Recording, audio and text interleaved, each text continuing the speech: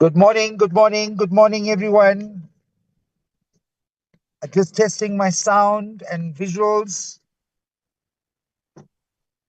I cannot Goeiemôre. hear. Good morning, Chair. How are you this morning? Sound is fine. Is there someone behind you with a gun? See, Yes, someone yes. sits behind you. These are my security. So whenever I come into the Water and Sanitation Committee meeting, even if it's online, I have You security need around security. me. Okay, Yes. now understand that. All right. Take care.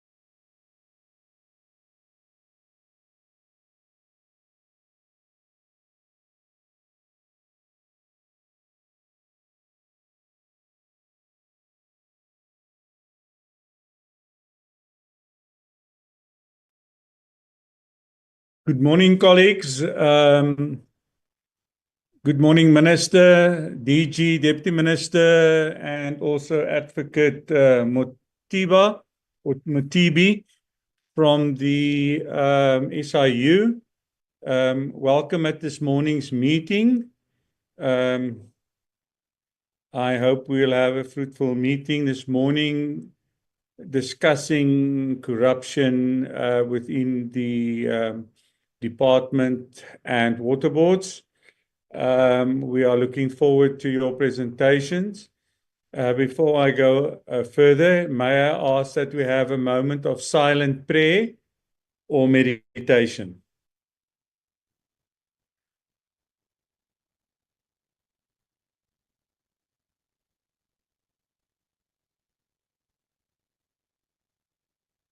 Thank you.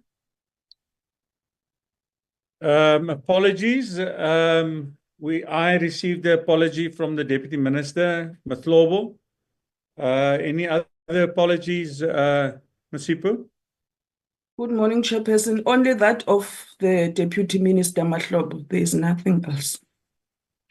Apology from Honorable Nati Momalo. He is on a flight. Thank you. We take note of that. Thank you. Before we go to the briefing, we've got two items on the agenda. The briefing by the department and a briefing by the SIU. Can we accept this agenda? Can I get a proposal? I propose the adoption of the agenda, Chairperson. Thank you. Can I get a second, Honorable Leilanga? Morning, Chair and all members. I rise to second the adoption of the agenda for those two items. Thank you so much. Thank you very much. Without wasting any time, can we then go to point 4? Minister, I hand over to you. Maybe before that, Minister, I just need to say to the SIU, you will have 20 minutes to do your presentation. Members did receive your presentation beforehand. Please don't, you can go right into business and don't tell us about your visions and your missions.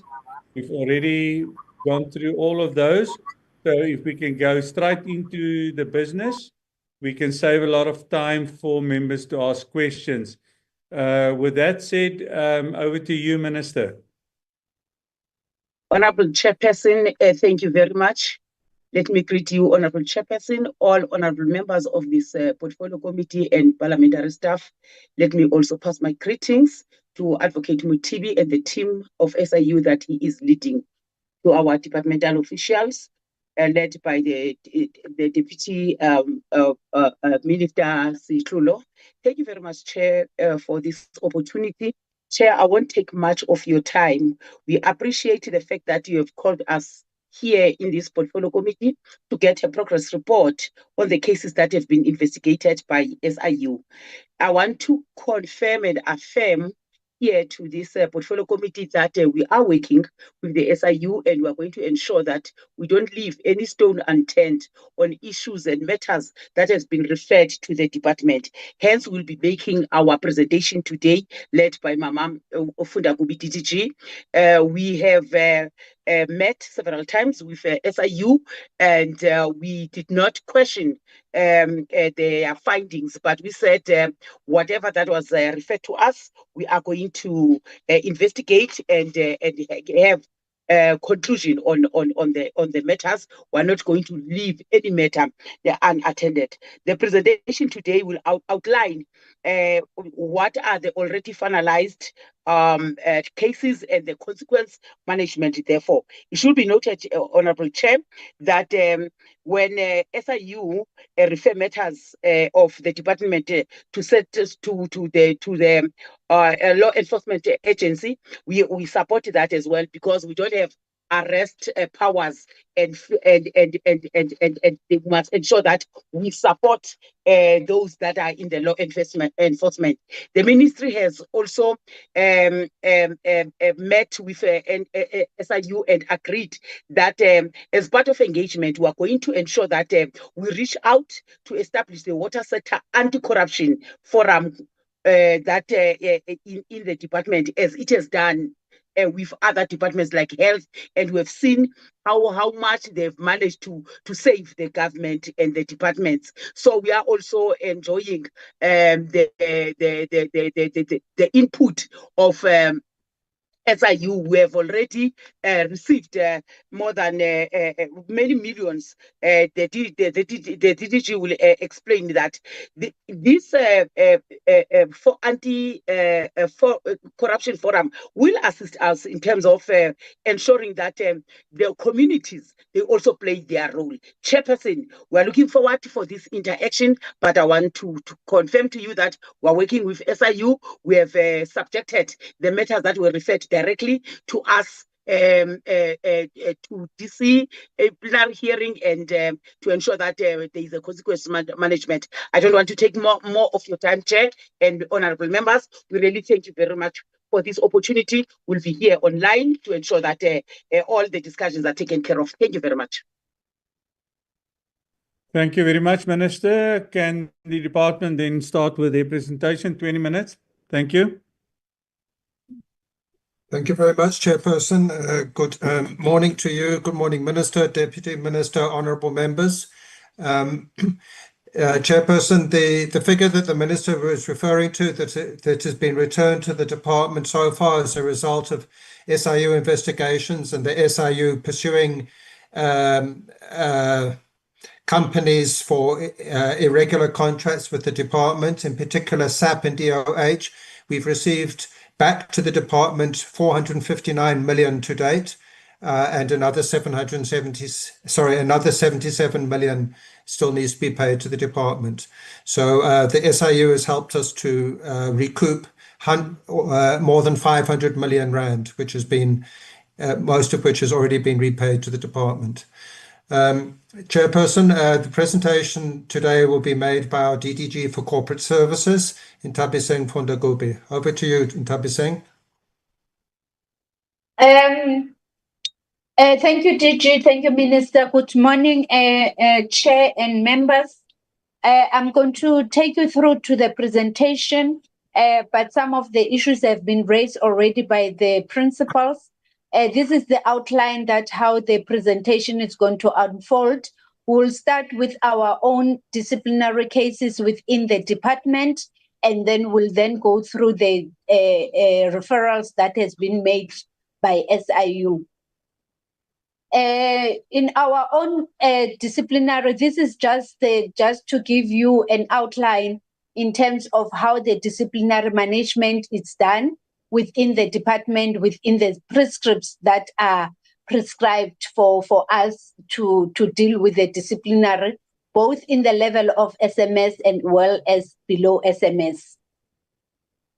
The next slide is just a continuation in terms of how then do we do when we receive the disciplinary referral from both SIU and from both internal audit, which is then taken to our labor relations, and we assess the report, and then we then take further in terms of pursuing the disciplinary action, and then the sanctions will then follow through the presiding officer that would have sanctioned the hearing.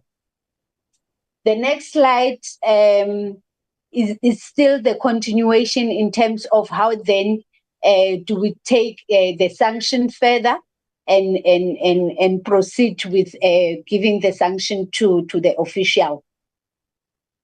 Next slide, Suko. In terms of the delegation of the Public Service Act, the delegation it is delegated to the DDG in terms of the levels, and then if there are any appeals, that there is an appeal, then the appeal is then vested with the executive authority. This slide it's how then do we take through the process of the SIU investigation. This is how the SIU investigation goes through. I'm not going to go through it because I'm sure the SIU will also do that. But then in terms of how then we deal with the referrals from the department, we then receive the referrals from SIU, and then it goes through the Directorate Internal Audit.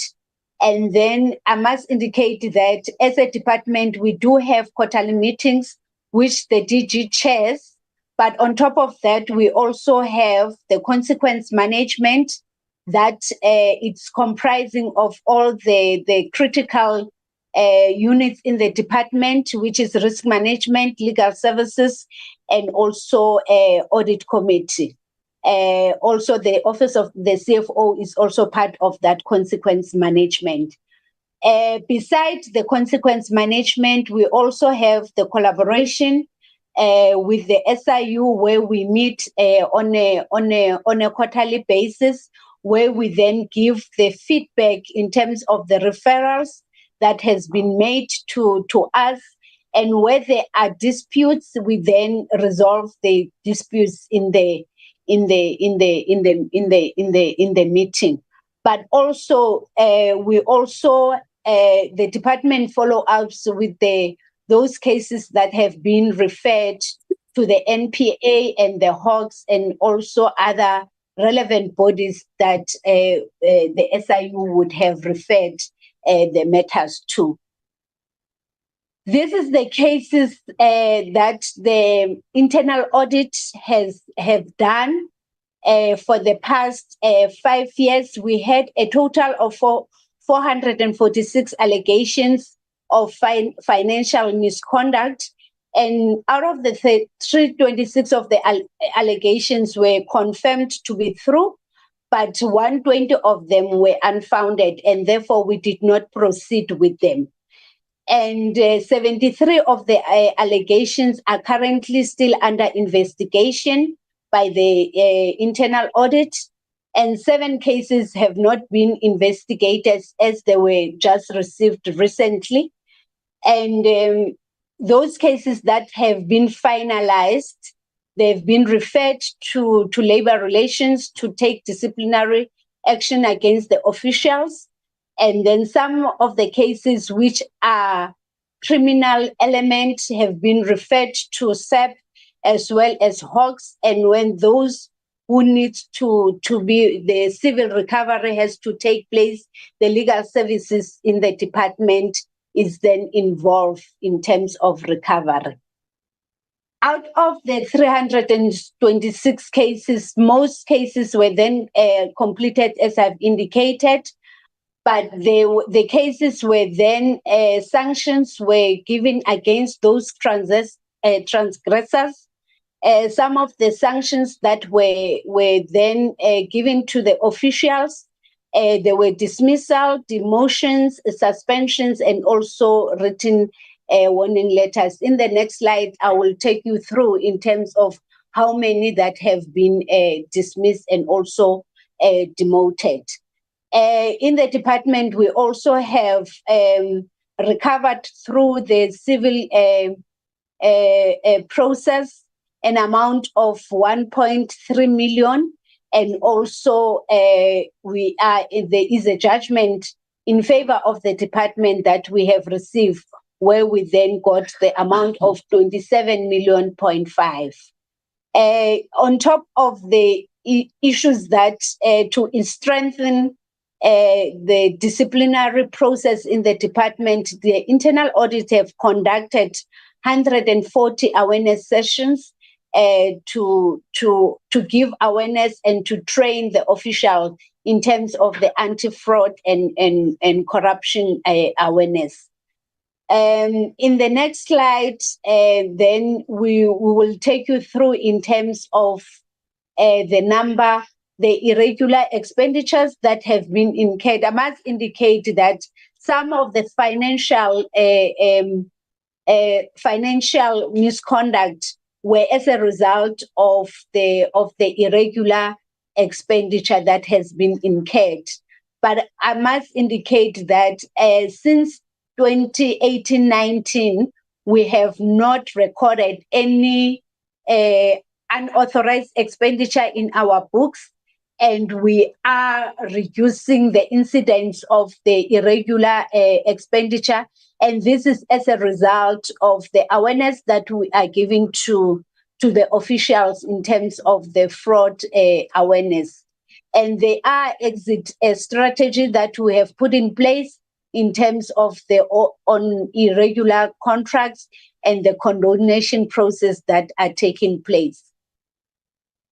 This is just to indicate where we were from the years up to now, and it shows that we have reduced the blue part is indicating the WTE, and the red part indicates the main account. So you will see that we have reduced drastically in terms of the trend of the irregular expenditure.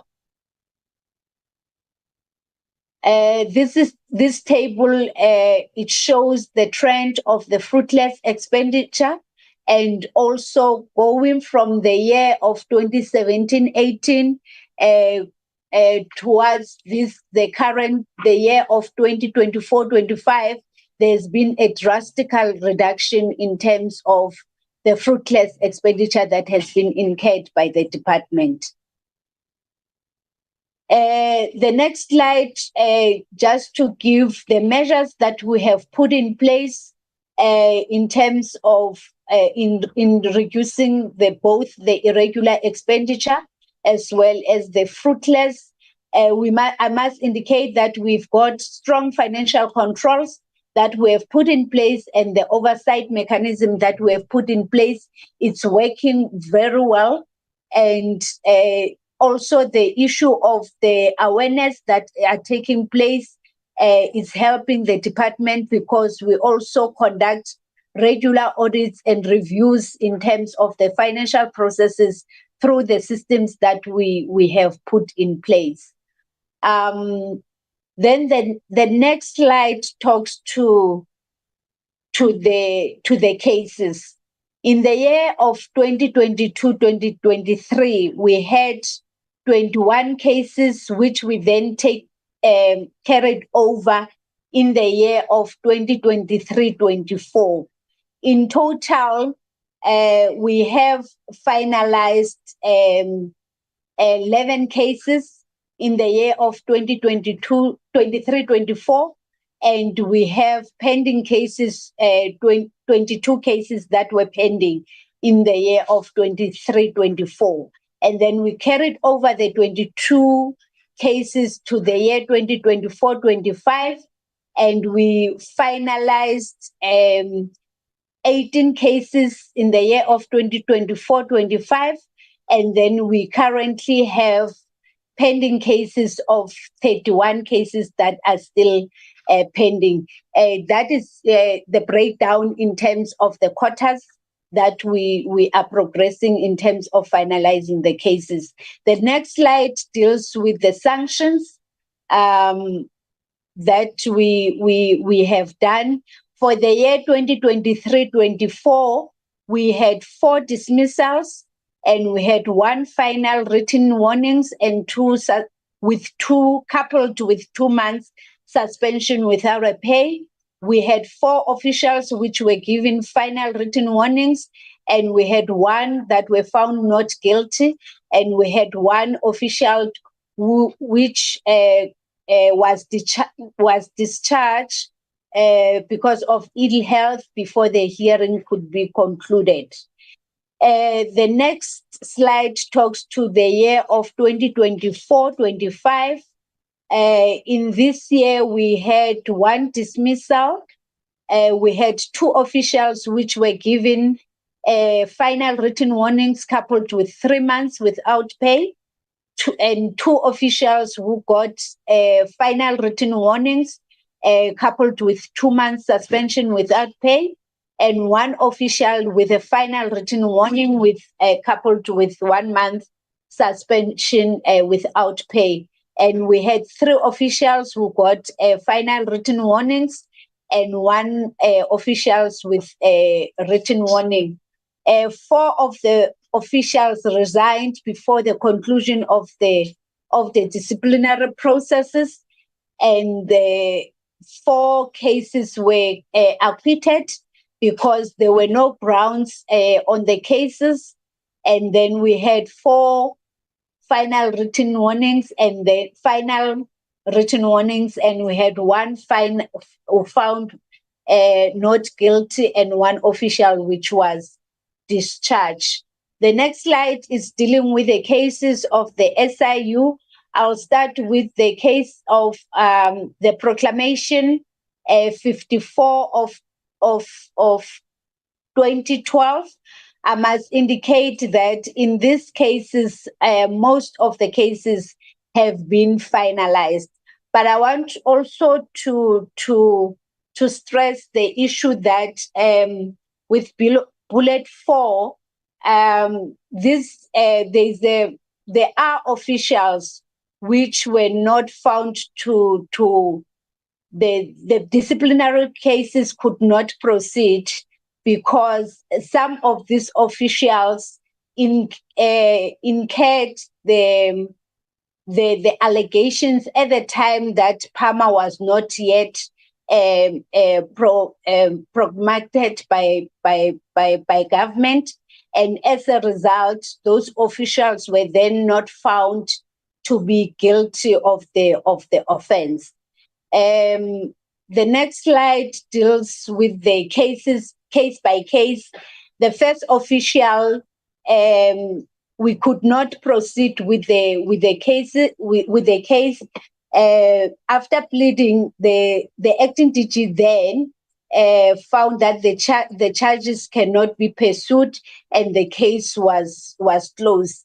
This is the case that referred to the conflict of interest, where the official had disclosed in 2010 and her interest in the company, and that was before the PAMA came into effect in 2020. The second official was dismissed from the department.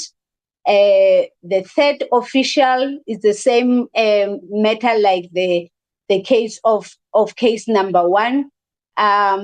This official, first of all, I need to indicate that the charges from SIU had indicated that the official was an SMS, and as a result, he failed to disclose in terms of SMS handbook. But I must indicate that the official was not an SMS. He was a deputy director, and therefore he was not obliged to do the disclosure as it is in terms of the SMS handbook. And the official in his response indicated that he resigned from the company in 2010, and unfortunately the CIPC at the time did not process, and it was only finalized in 2015, and therefore the delegated authority, which was the acting DG then, decided not to pursue the matter further. The next official resigned from the department before the matter could be finalized by the department. The next official also resigned from the department. The next official also, this is the case where the official was charged on different matter, and she was issued with a final written warning. And then after making the representation to the department, the case was then, it was found that there should be no disciplinary action that should be instituted against her. She then joined she joined the department in 2011, and the services were prior to her appointment. And upon her appointment, she declared her interest, and therefore employee did not benefit fraudulently in the transaction. The next official, the official was not found guilty in the hearing, and the sanction with the final written warning and 3 months was found guilty, and she was sanctioned with the final written warning and 3 months suspension. The next official resigned from the department in 2017. The next official, she was working in this company, RAB Building Services, and he was not a director in the company, but his signature was then fraudulently used and utilized by the company. And then the department did not pursue any charges against him based on the representation that he has made. The next official resigned from the department, but then he joined the Department of Social Development, and the matter was then referred to Department of Social Development for further handling. The next official also resigned from the department. In fact, he was working for Water, which was an arm in Department of Environmental Affairs, and this matter was then referred to Department of Environmental Affairs for further handling. The next official was given a final written warning after making the representation to the department.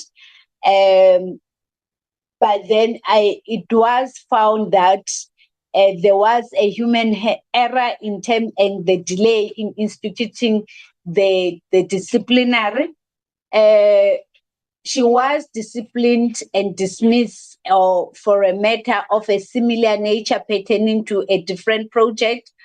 She challenged the dismissal, and she was reinstated through the arbitration process, and therefore subjecting her to the same formal disciplinary hearing of a similar nature would have not been futile exercise by the department because she was acquitted. The next official, the matter was finalized, and the manager issued she was issued with the final written warning. The next official was the official submitted the representation that her signature was forged, and she had no knowledge in terms of the transaction, and therefore he was not involved in the transaction. And I must indicate, chairperson and members, that the amounts that are reflecting as 1.6 is not the reputation of the amount, is the same transaction, but has multiple officials that were involved in terms of the transaction. So the last official in that transaction, she was given a final written warning, and after making the representation to the department, then the case was then closed because of the delay in terms of handling the matters. So those were the cases of Proclamation R54 2012.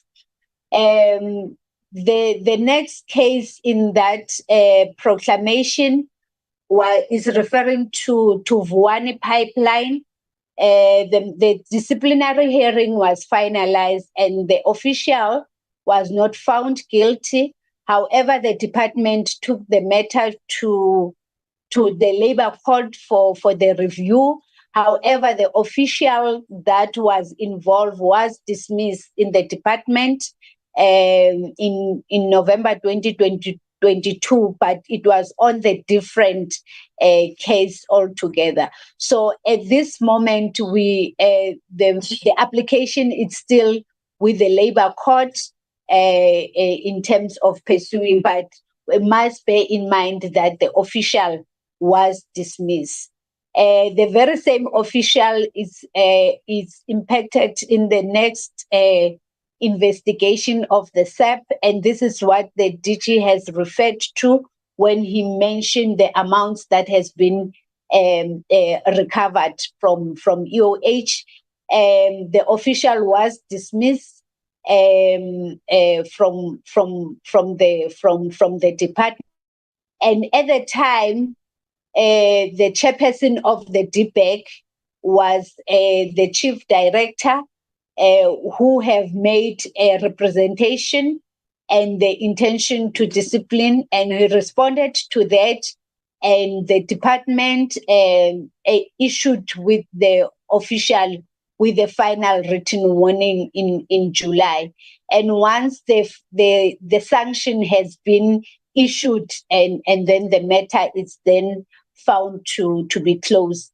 Then the next matter is the Khudetro water scheme, which is Proclamation 28 of 2029.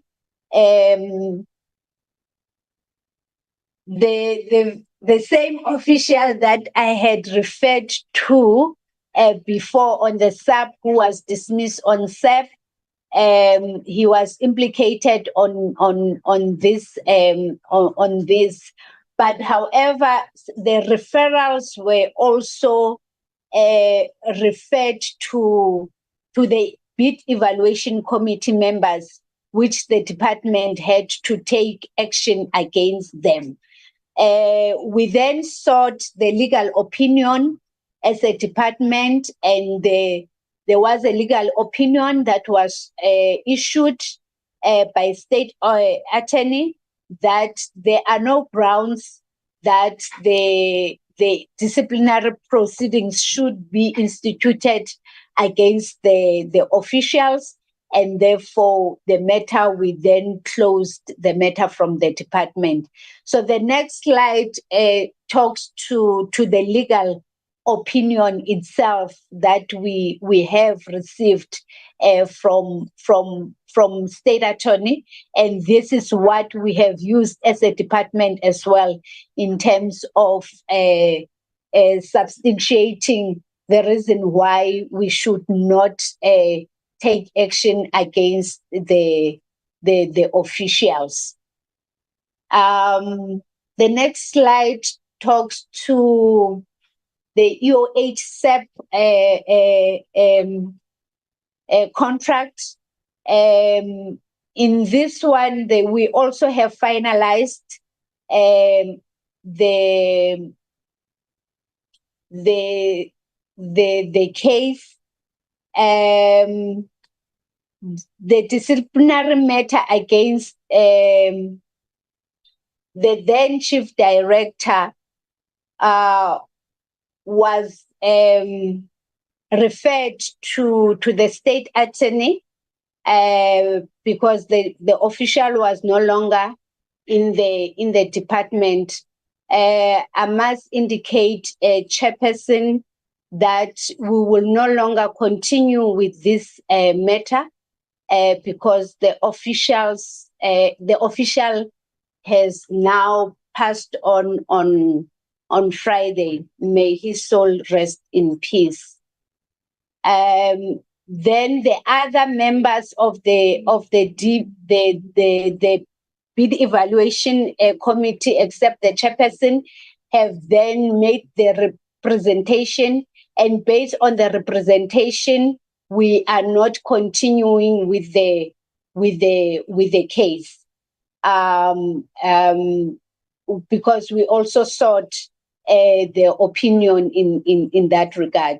So the next slide talks to the reason why the official could not be charged because as a chairperson then, the official, there was nothing that she could do because a decision was already being taken by the accounting officer that the matter should be dealt in that manner. And therefore, when it went to DBEC, the DBEC was just for them to endorse what has been approved already by the DG then.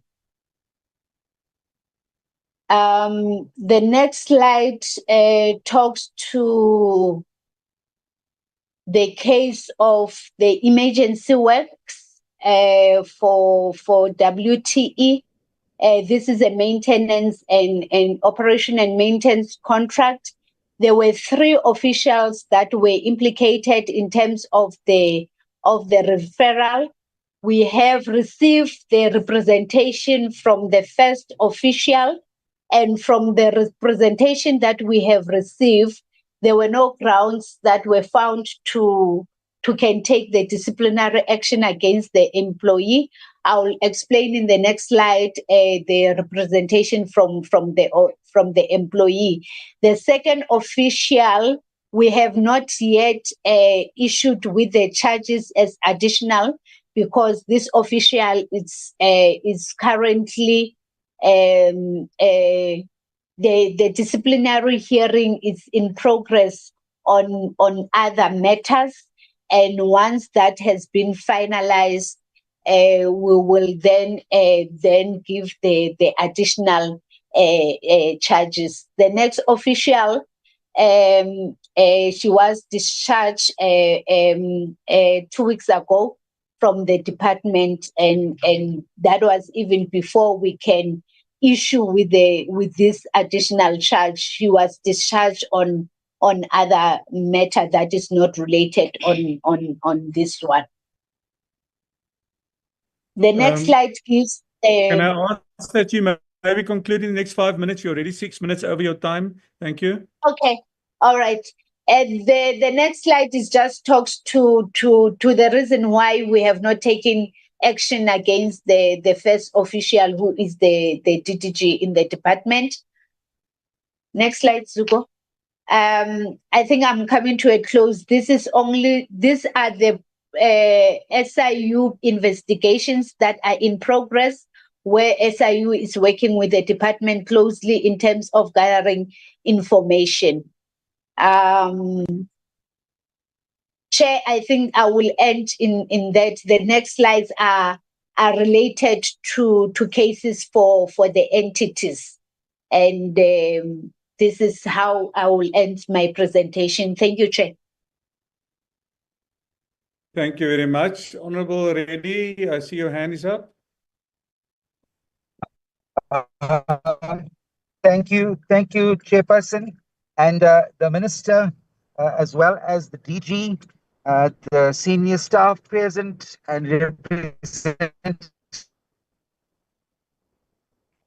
Honorable Reddy, we're going to go to the second presentation before we go to questions. Firstly, compliment the indeed, but can Honorable you? Reddy? Sorry, am I audible, Chairperson? No, you're not audible. Am I audible? But yeah, Honorable Reddy, we're going to go to the second presentation before we go to questions. Oh, sure. Thank you. Thank you very much. Can I now ask the SIU to do their presentation? No, thank you. Thank you, Honorable Chair, Honorable Minister, Honorable Deputy Minister, Honorable members of the Portfolio Committee, the Director General and my colleagues. Good morning. We will take advice that you gave, Honorable Chair. We won't go through some of the preliminaries. We will go right straight to the proclamations, but I want us just spend a few minutes on the slide that shows the ecosystem, which is slide number 6. I'll spend a few minutes on that. Slide number 6. Can you put it in slide mode, please. Okay, I hope it's visible, Honorable Chair. Honorable Chair, on this slide, the Honorable Committee will really hear a lot around the left-hand side, which is the investigations and referrals for prosecutions. You've just listened to the department around the disciplinary processes that they are implementing. You'll hear about the recoveries, and in fact, the department has also alluded to that. On the right-hand side, it's really the matter that the minister referred to around the implementation of the National Anti-Corruption Strategy, in particular, the prevention strategy, which includes involvement or inclusion of the state and non-state actors, the communities, as the minister indicated. This is a very, very important approach, as the Honorable Committee would agree, that we really will require the whole of society and the whole of government in the fight against corruption. We have already seen results in some of the forums that the minister referred to. You can go to, I want to spend a few minutes again on slide number 8. Honorable Minister, Honorable Chair, Honorable members, you really have heard already around some of the outcomes that we've reached following our investigations. These are mainly some of the main key outcomes, which really we expect from effective investigations and effective consequence management. It's only as when we carry out this that we'll see the impact and the result of really ensuring that we mitigate and eradicate the acts of maladministration and corruption. On the left-hand side, we will be indicating to you, based on the outcomes of the investigation, some civil recoveries, the monies that we have recovered. On the second block, which is really around the disciplinary action, you've had the department, and we are really pleased to see that there is action that is taken against the officials. We will continue to engage with the department, particularly regarding those the rate of representations that are made to the department and decisions are made not to take action. We are really interested to sort of hear the kind of representation that has been made, and the issue of resignations before disciplinary actions are taken. We just want to really assure the honorable committee that when employees resign, they may have terminated the employee-employer relations in that regard, but we will still pursue them. We will still pursue them.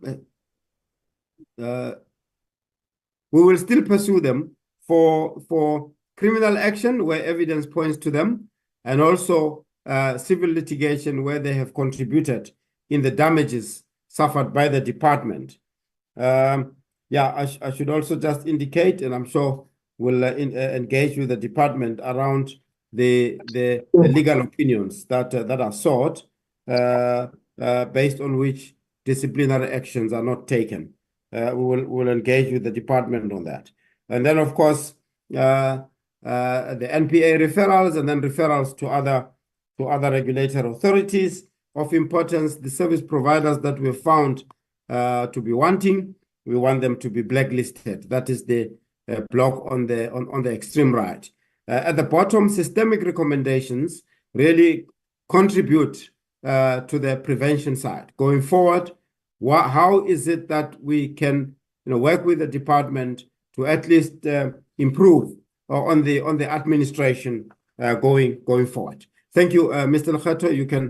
You can proceed right straight into the investigations, and as you have heard from the Honorable Chair in terms of timing, the Honorable Chair, thank you for that guidance. It's quite a lengthy presentation, so I've said to my colleague that the focus on the investigating areas, findings, and then the outcomes. Thank you very much. Mr. Lukhat, you can proceed, sir. Thank you, Advocate. Good morning, Honorable Chair. Good morning, Honorable Minister, honorable members, and Director General, officials in the platform, and my colleagues and everybody in the platform.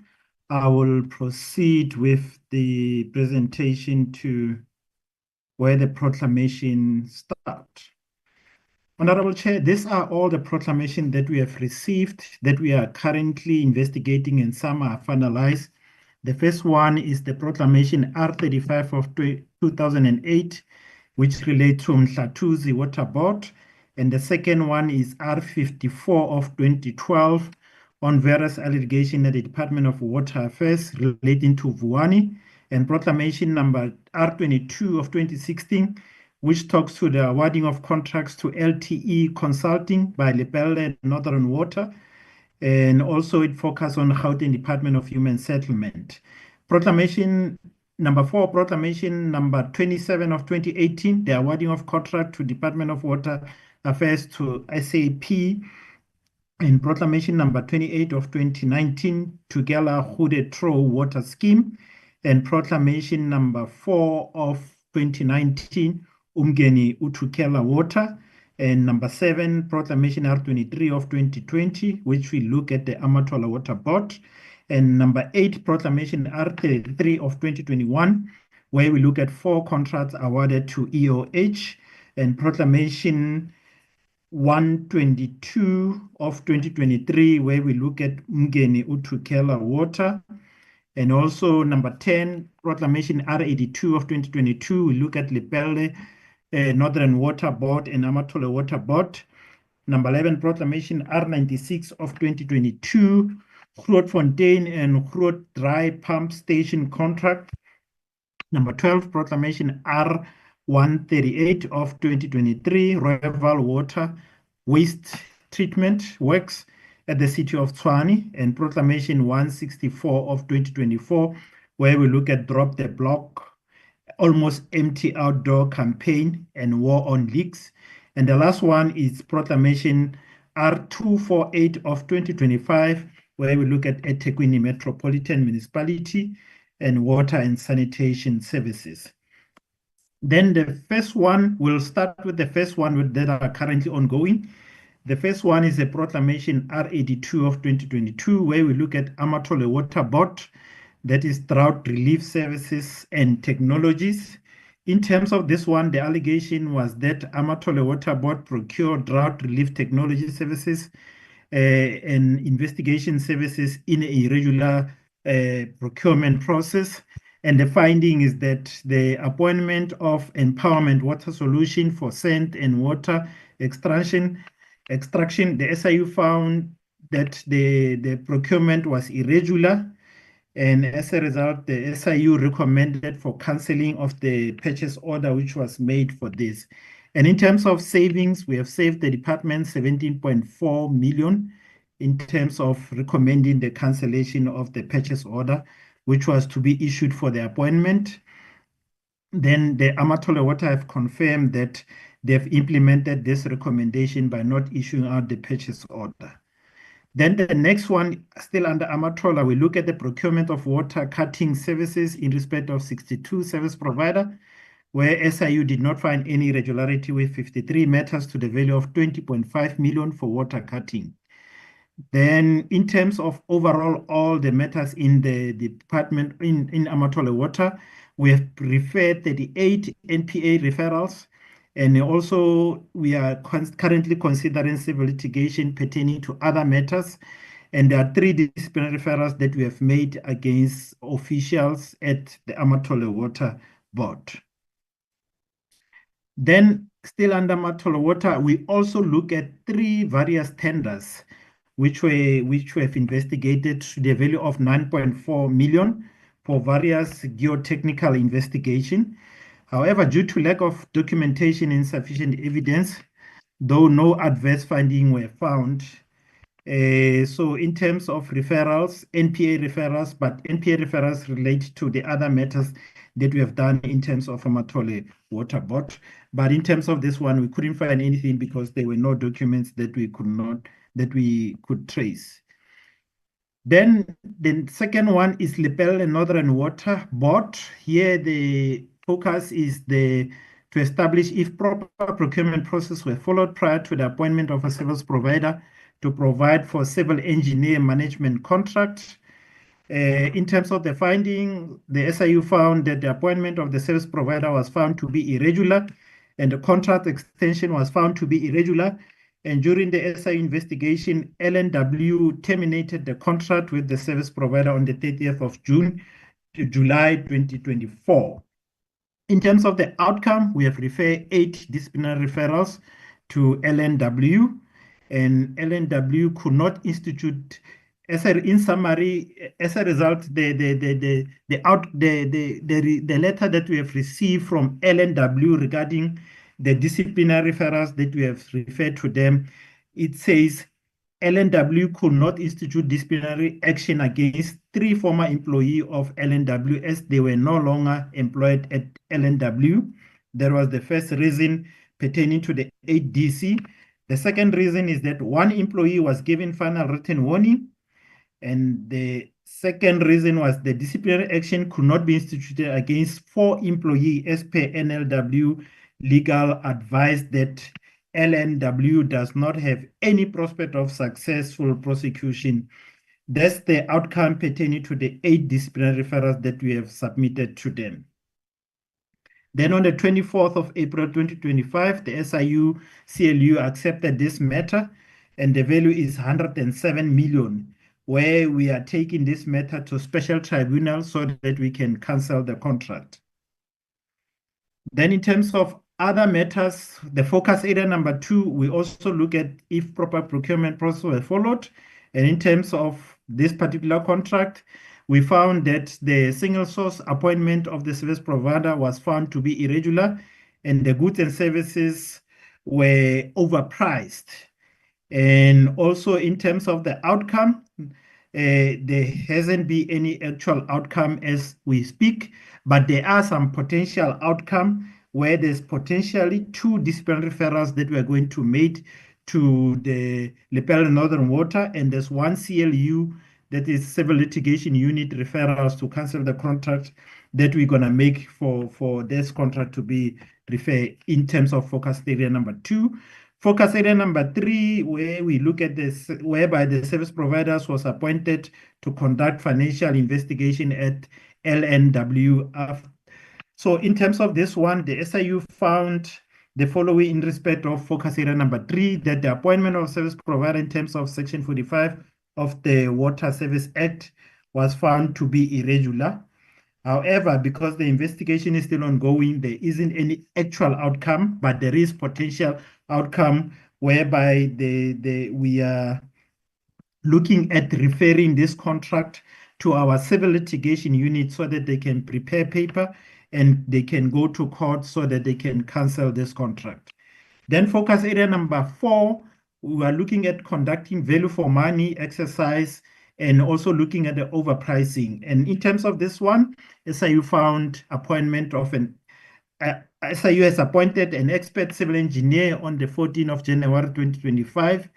And the civil engineer is in the process of drafting an interim report regarding this. So currently there isn't any actual outcome, whereby we are still waiting for the civil engineer to tell us whether did Lepelle receive value for money in terms of this matter.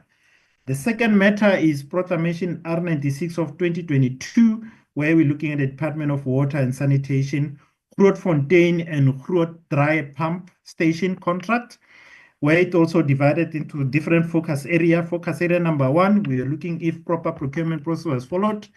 And we found the following, that there was a contravention of Section 217 and the evaluation was not performed in line with the bid requirement.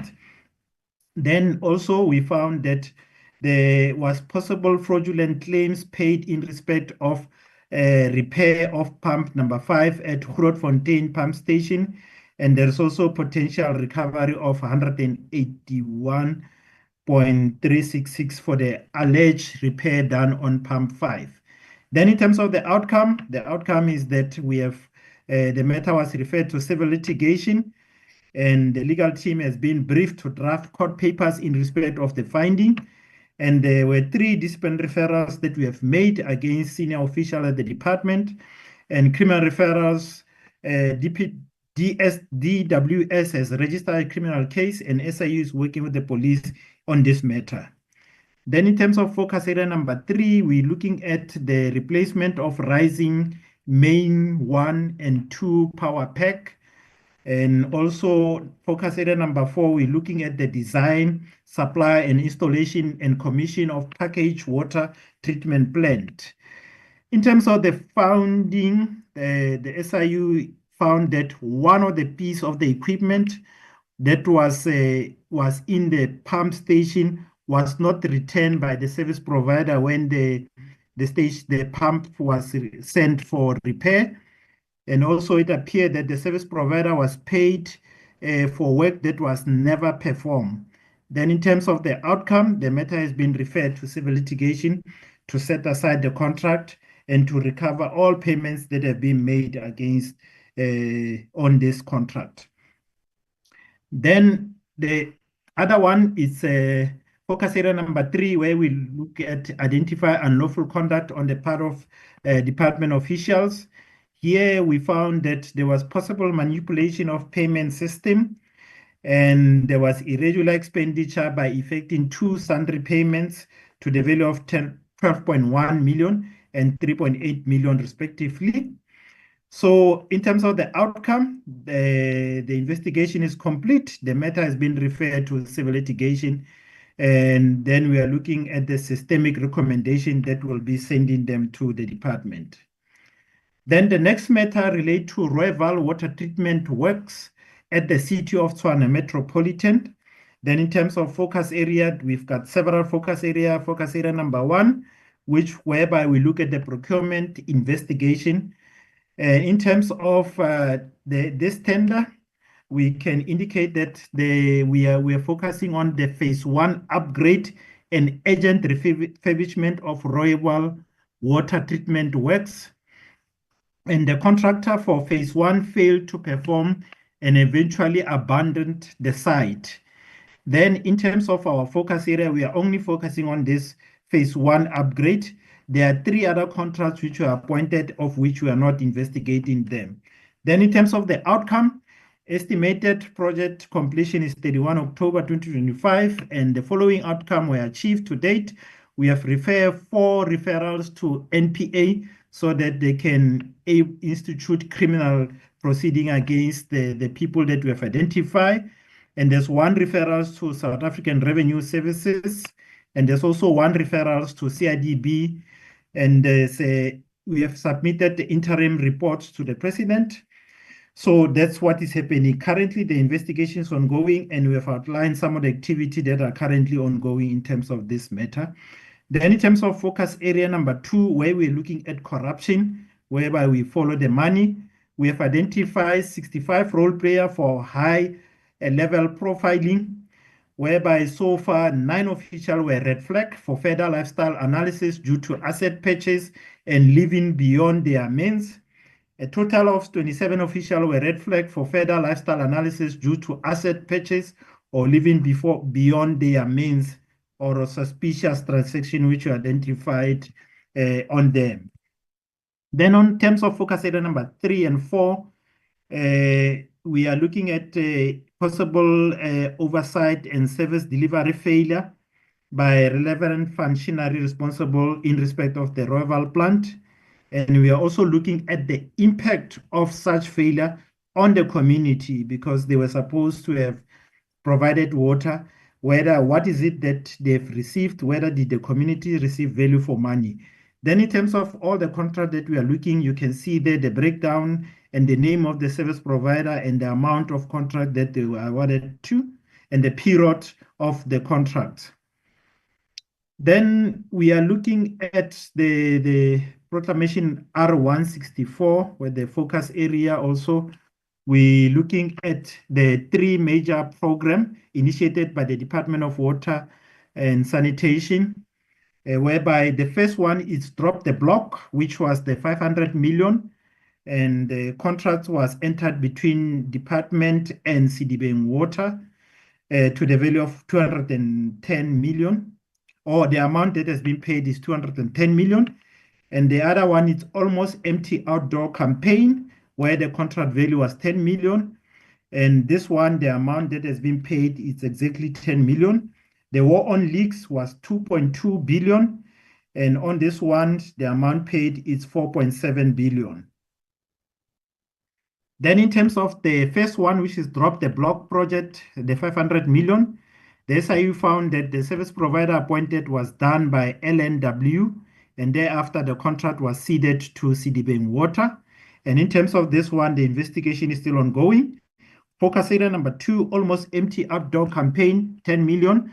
The SIU found that Sedibeng Water was appointed as an implementing agent contrary to legislation, and Sedibeng Water appointed a service provider using a deviation, and irregular and often overpayment and incorrect VAT charge was identified, and the recovery from Mahalis and Val Central Water Board for 1.5 million is currently underway. Then that is in terms of the potential recovery that is currently ongoing. But as a result, the investigation is still ongoing. There hasn't been any disciplinary or criminal referral so far. The focus area number 3, which was war on leak, we found that the rainwater appointment was in terms of Section 41 of the Water Service Act, and no irregularities were identified as yet because the investigation is still ongoing. And the budget approved amount was 2.2 billion, but the team has identified that 4.7 billion was paid out thus far, and the forensic accountant is currently quantifying the payments, and a total of 1.7 billion was paid to rainwater, which include 40 million in unexplained and unsubstantiated contingency fee. So this focus area investigation is still ongoing. Then focus area number 4, we're looking at corruption, and the SIU team has identified 29 role players for which we have identified for high-level profiling. And also we have identified suspicious transaction report, and whereby the investigation is still ongoing against some of those officials that we have identified.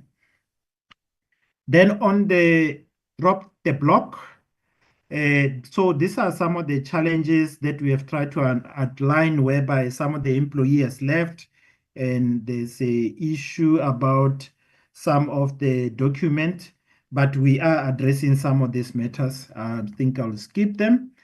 Then the next proclamation is R248 of 2025. That is eThekwini Metropolitan Municipality Water and Sanitation Services, whereby the allegation in this one is that the proclamation authorized the SIU to investigate provision of water and sanitation services to human settlement and schools situated within the municipality boundary. And status of this investigation is that the proclamation was published on 14 February 2025, and the SIU has completed the setting up and scoping phase of the investigation, and currently the investigation is ongoing, so it's still at an early stage. Then summary of concluded proclamation. These are the proclamation where we have concluded the investigation. The first one is Mhlathuzi Water Board, where the allegation was the use of advance payment, the failure by Mhlathuzi to settle contractual obligation, and the non-compliance with prescribed procurement processes, and the unlawful and constructive dismissal. And these are the findings in the middle, that we have found that the correct ACMN process were not followed, control and policy in place were not sufficient, documents critical to investigation were either lost or destroyed, a majority of original contracts for tender awarded over 19 billion were not found, the entity failed to protect its record and thereby contravening section 50 subsection 1 and of the PFMA. So in terms of the outcome, we have referred 2 NPA referrals, and 3 implicated officials of the Mhlathuzi board resigned prior to the completion of the investigation. Therefore, we couldn't make any disciplinary referrals, and we have referred we have finalized this investigation and precision report was submitted. Then the next one is the Proclamation R54 of 2012, which relates to the Vuani pipeline.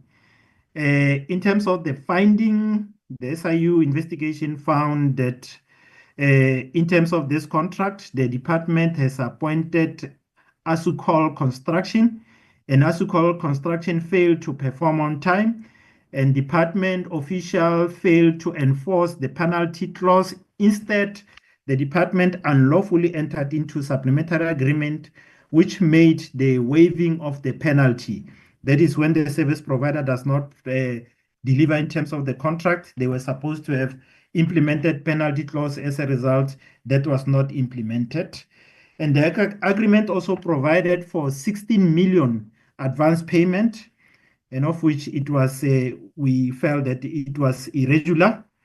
And the SIU found and informed the department that 13.2 million paid to Asukol under the premises of being advance payment was irregular, as well as fruitless and wasteful expenditure. And as a result, there were also invoices which were needed to be paid for 8.5 million. Then we proceeded and advised the department that they must not pay that money. As a result, we saved the department 8.5 million. Then in terms of the Vuani pipeline, so these are the issues that we have found in terms of the pipeline. I'm not going to go through some of these issues.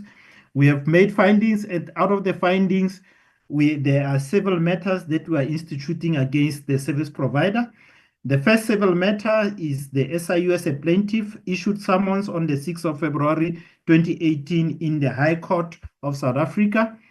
Then in terms of this matter, is still ongoing, has been going on for some time, and the interlocutory application was heard on the 10th of March 2025, and the High Court struck out Ms. Mate's defense with cost, whereby this matter is still ongoing. The second civil matter is on the 2nd of December 2024.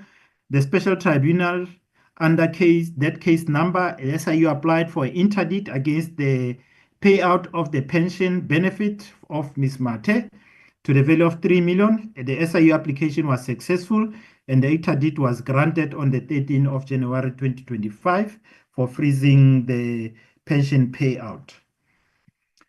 Then, still under Vuani, the presidential report has been submitted. Then, in terms of the outcome, we have referred disciplinary referrals against the DDG, and we have also referred 3 South African Revenue Service referrals, and we also refer evidence to the CIDB so that they can take action against the company that is involved.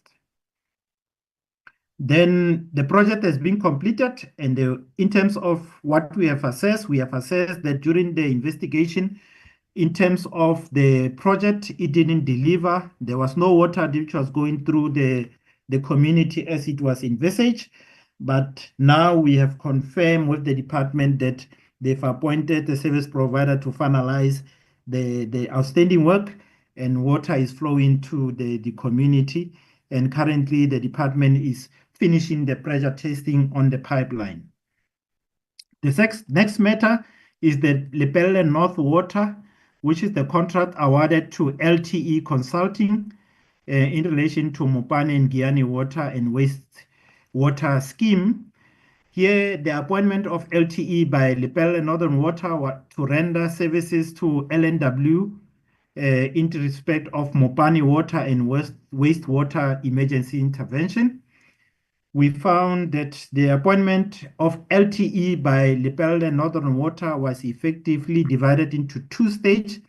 The first stage was for the appointment of LTE by LNW for the refurbishment and repair of the Giyani Water and Wastewater Scheme with a combined total value of 90.1 million. And the second stage was for the appointment of LTE by LNW for the refurbishment and repair of Mopane Water and Wastewater Scheme with a combined total value of 2.2 billion on turnkey basis. findings in terms of this matter is that the LNW issued an appointment letter to LTE Consulting through deviation for the refurbishment and repair of the Giyani Water and Wastewater Scheme. And also on the 25th of September 2014, LNW also issued yet another appointment letter to LTE in respect of the Giyani Water Works and Giyani Wastewater. Again, on the 13th October 2014, LNW issued another revised appointment letter to LTE. So I think the pattern, you can see that there was just issuing of appointment letter to LTE. Then we have determined that the second appointment was concluded without following any SCM process, and the project cost was increased from the approved project budget of 90 million to 2.2 billion, and the contract to the directive of the contract was contrary to the directive of the minister and without approved budget plan. So that's the finding in terms of these matters. Then in terms of the finding, we found that there was irregularity pertaining to the CIDB grading on the service provider that was appointed. And the investigation also uncovered that LNW paid an amount of approximately 4.1 billion to the service provider, which far exceed the original contract value of 2.2 billion. And the SIU has also identified corrupt relationship between LNW official, service provider, and the department official. And finding into the value for money on boreholes, there were several boreholes that were supposed to have been constructed. As a result, we appointed a service provider so that they can go and assess the borehole and also to look at the money that has been paid. As you can see on these slides, you can see the first page is the first block is the village and the borehole and the actual cost which was charged by the service provider. On the first one, the service provider charged Lepelle Water 1.2 million for the borehole. Then in terms of the estimate based on the assessment which was done by the quantity surveyor, they said the charge should have been 1.1 million.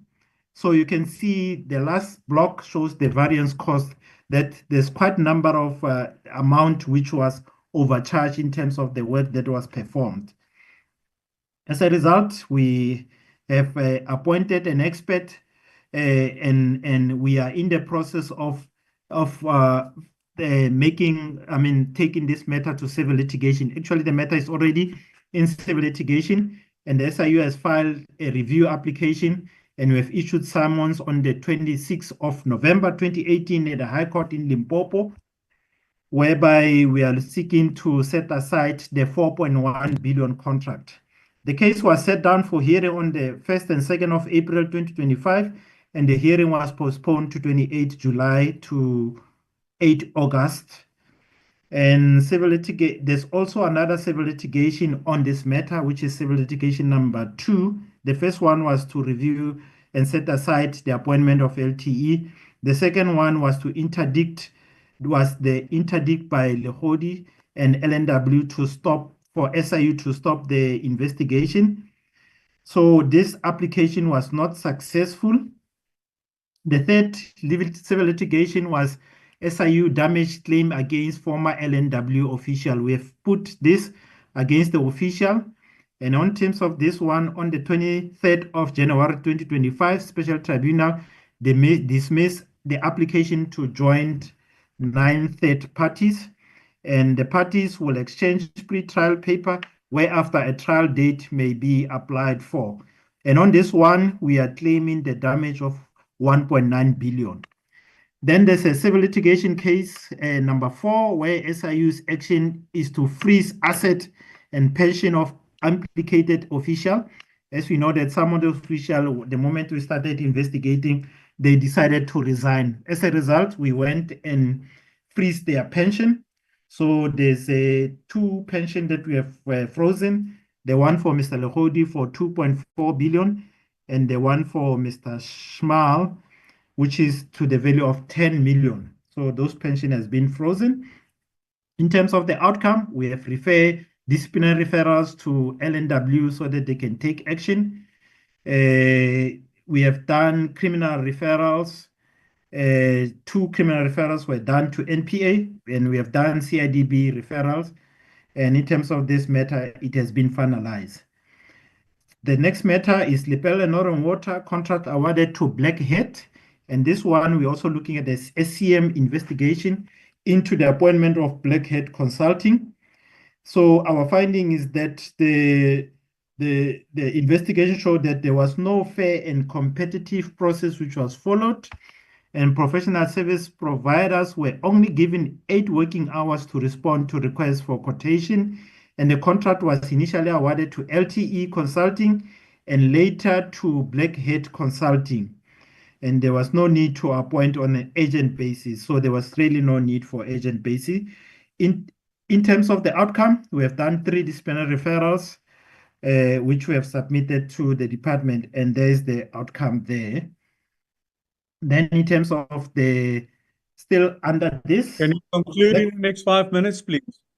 All right, thank you, Chair. And, okay, I think on this one, I've already outlined some of the outcome.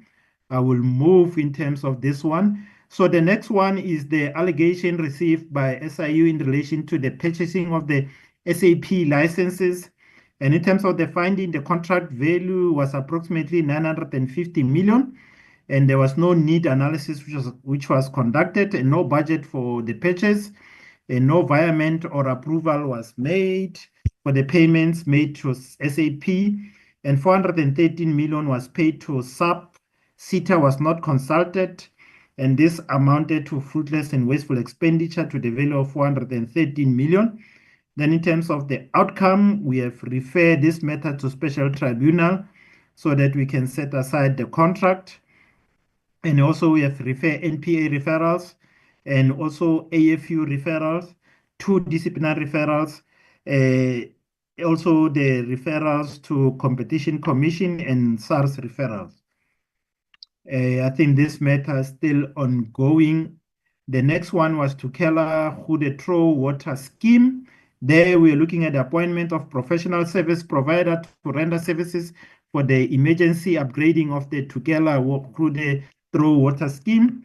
Here we found that procurement of a service provider for the emergency upgrade of the Tukela Through scheme was not entered in terms of the procurement process. So in terms of this matter is finalized also, where we have appointed a counsel so that he can go to court to go and declare this contract invalid. So these are the picture just to depict the situation as and when we went to the site in terms of the work that was performed vis-a-vis the amount that has already been paid. So these are the outcomes that we have done. So I'll just move on. The next one is Umgeni Utugela Water. This one also we're looking at the procurement or contracting, subcontracting. And out of this, the outcome is that we have referred 61 NPA referral in respect of 61 individual criminal referrals to NPA. And the cases are now with the DPCI in the serious corruption offense component, and the SIU is providing ongoing support in respect of this matter. We also refer 45 AFU referrals, 18 disciplinary referrals to Umgeni, and 45 blacklisting. And yeah, the matter is concluded, so we can move on this one. The next one is under COVID-19 contract, which was awarded by Amatole Water Board. This one is also finalized, and the civil litigation is ongoing in terms of this matter. We look at the rainwater tanker, which was provided, and water cutting trucks, where we found that the procurement was irregular in terms of those matters. And we also look at the water cutting trucks. Then I think it also water tanker and also the borehole, where we made some significant finding in terms of this matter. Those are the outcomes. I think the next contract was the contract regarding the R33, which was awarded to EOH, where we found that also procurement process were not followed, and settlement agreement was entered with EOH, and they've paid a total amount of 160.3 million. And these are the outcome: NPA referrals, administrative referral, disciplinary referrals 14, and blacklisting of service provider. And those are the outcome. And Utukela Water Board, and these are the systemic recommendation. And based on it, all entities, we made the following systemic recommendation: that all entities about to conduct business with the department must be registered on a formal supplier database.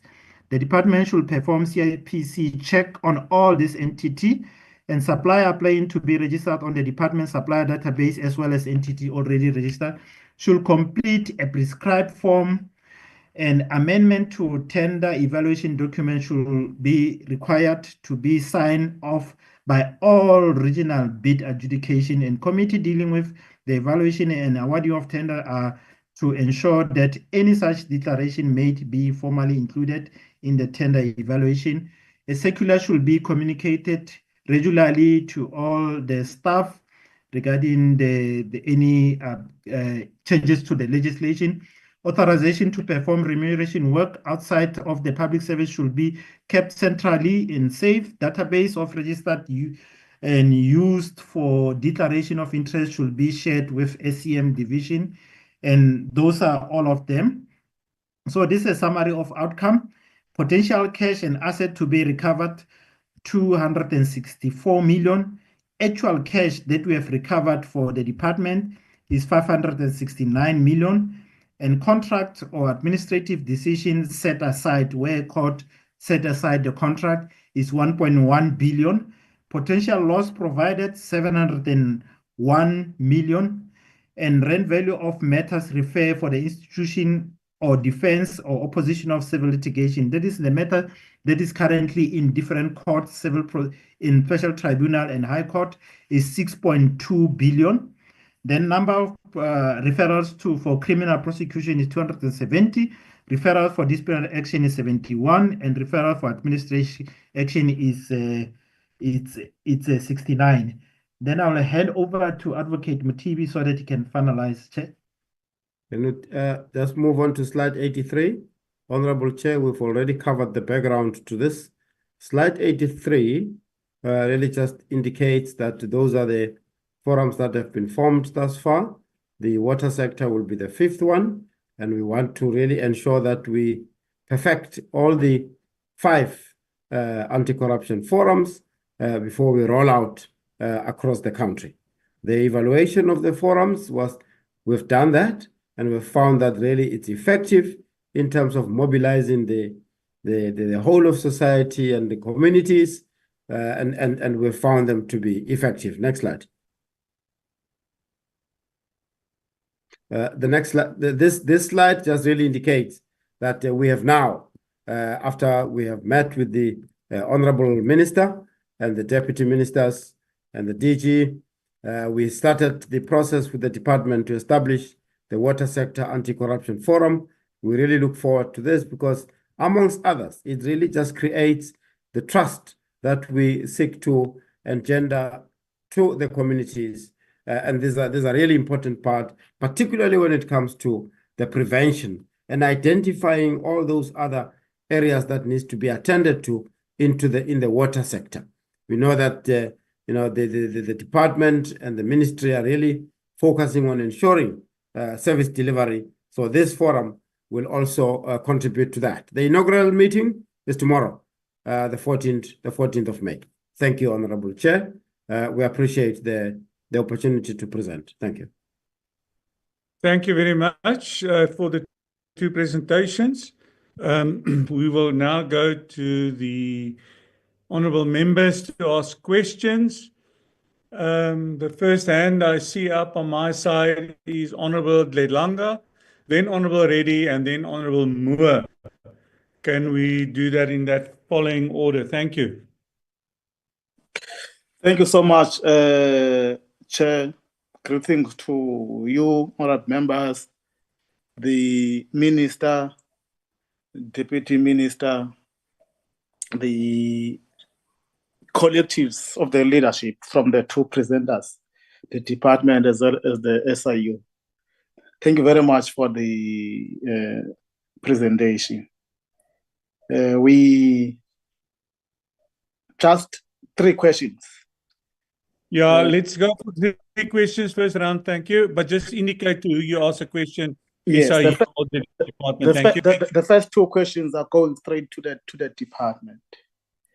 The first question is that how much budget has been spent on lawyers on this DC process by the department? The second one is that in the presentation, that those that were released or resigned whilst there were issues that were following them. What the policy says about that. The last one on the SIU. I've listened and read your presentation. I just want to check is it possible that you can identify per case and an individual that, for instance, in this case of this person, this is what we have found, although he has left. Thank you so much.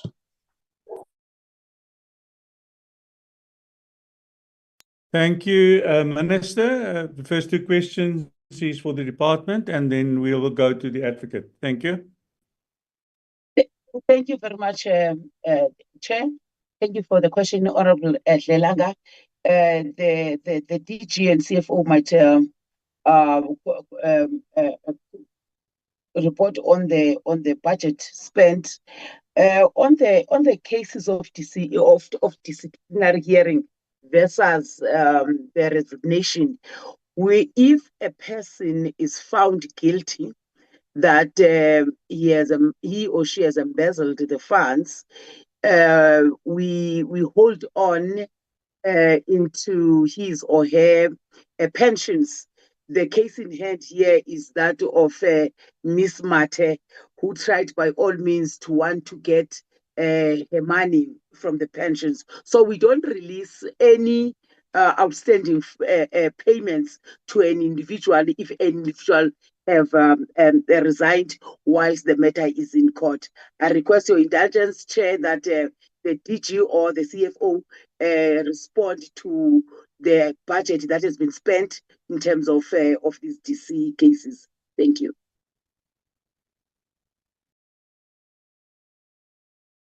DG, you can continue. Thank you, Chairperson. We don't have the figure at our fingertips on how much money has been spent on lawyers. Some of these cases went over a long period of time, so we will have to go and research and add up any expenditure on lawyers. I should say lawyers are not involved in all the cases, but we have involved lawyers in some of the cases. So, Chairperson, we'll have to go and do those calculations and come back with a written response on the total amount spent on lawyers on all of the cases presented today. Then, Chair, can I ask either Ntabiseng or Conrad to ask the question of what happens, just to add to what the Minister said, what happens if an official resigns before the disciplinary case can be finalized? Ntabiseng or Conrad? DG, thank you very much. It's Conrad, our Chief Director, HR, Chairperson, members, and colleagues. In respect of resignation, now in terms of the Public Service Act, an employee has the right to resign at any time. But we then enforce the notice period, which is 30 days. We actually had a case a couple of years ago where one of the senior managers resigned in the midst of a disciplinary hearing, and we then proceeded. We actually didn't accept his resignation. He then went to the Labour Court, and there was then a ruling that we cannot stand in his way. So there is case law which indicates that we cannot decline a resignation of an employee. What we do, however, and we've done it quite recently as well, where employees see that the hearing is not going their way, they then resign. And we then insist as the employer, while they're serving their notice, that we then conclude the disciplinary hearing before their last day of service. That's, however, not always possible because the proceedings are in the hands of the presiding officer and obviously the employee as the accused. In an event where we believe that there is a criminal element or a civil claim that can be made against the employee, regardless of whether they've resigned or not, we will then proceed. But we cannot proceed with a disciplinary hearing, obviously, if the employee is no longer employed in the department. Thanks, Chair. Thanks, DG.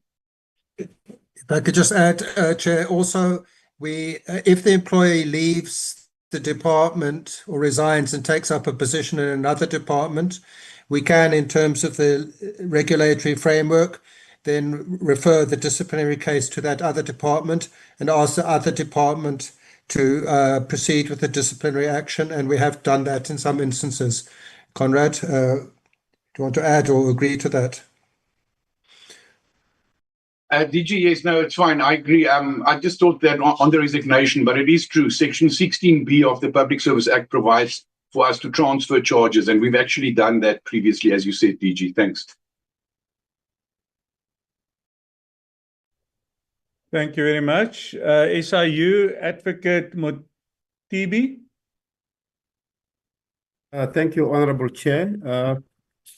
Just to respond to Honorable Tlelanga, yes, it is possible to particularize the allegations against individuals. And that is why we're able to point out to the department that official A or official B has done X, and really just to pick up and augment on what the Minister has said, we have found, and that is why we are able to then say, this official has committed these irregularities, and based on that, we are then able to say, if they resign, we freeze the pension. We've really found that mechanism to be very effective, Honorable Chair and Honorable Members. And we freeze those the pension where the evidence also indicates that the official contributed to the damages to the department. And ultimately, the pension would be forfeited to the state. Thank you very much for that. Thank you very much. Honorable Lelanga, are you satisfied with the response? Thank you so much, Chair. Chair, I'm satisfied because this is what on the SIU I wanted to recommend. Thank you so much. Thank you very much. Honorable Reddy, your 3 questions. Thank you very much, Chairperson, and may I thank the presenters for what can I say, quite an eye-opener of a presentation. Just to begin, we were told that the answer to the question by Honorable Dilanga will be presented at some future date. May I suggest that we have a time frame to this? This is not my question, but I think the question raised by Honorable Dilanga is a valid one, and we'd like to know what is the cost of all these legal challenges and what are we paying the attorneys. Now let's go to, I have so many questions, Chairperson, but I'm going to just stick to my 3. And let me go first with Advocate Motebe. You see, the SIU cannot be seen as a toothless bulldog. What we're hearing is the never-ending investigations, and there seems to be little consequences. I am concerned because while we speak of getting 500 million back into the department, it seems that billions are being drained out of the department and the water boards, and there seems to be really no real consequences. Why do many of these investigations, and I'm especially referring to Giyani, the Giyani project, and that's a classic example of how this sort of corruption has resulted in people suffering because they are unable to get water. And the War on Leaks program, you can see that in these 2 particular programs, where billions in irregular expenditure has been uncovered, but there's delayed disciplinary actions, unresolved prosecutions, or outcomes that are still being considered years later. So I want to know whether the SIU, whether they are just simply exposing these scandals now for headlines, or does it intend to restore trust by ensuring actual jail time for the looters? My second question, Chair, relates to the water boards. Now, as this portfolio, we are directly responsible for these water boards. And if you look at Lepelele Northern Water Board and Amatola Water Board, they have been repeatedly implicated. In one instance, a project escalated from 90 million to 4.1 billion. And during this time, where was Treasury and COCTA and even the DWS oversight during this time? Now, I want to ask whether these water boards are just a front for politically connected tenderpreneurs, and why have they not been disbanded or placed under administration? Because you look at, there's one case going on now for 14 years, and there's no proper conclusion to this. My third question, Chairperson, relates to recycled corrupt companies.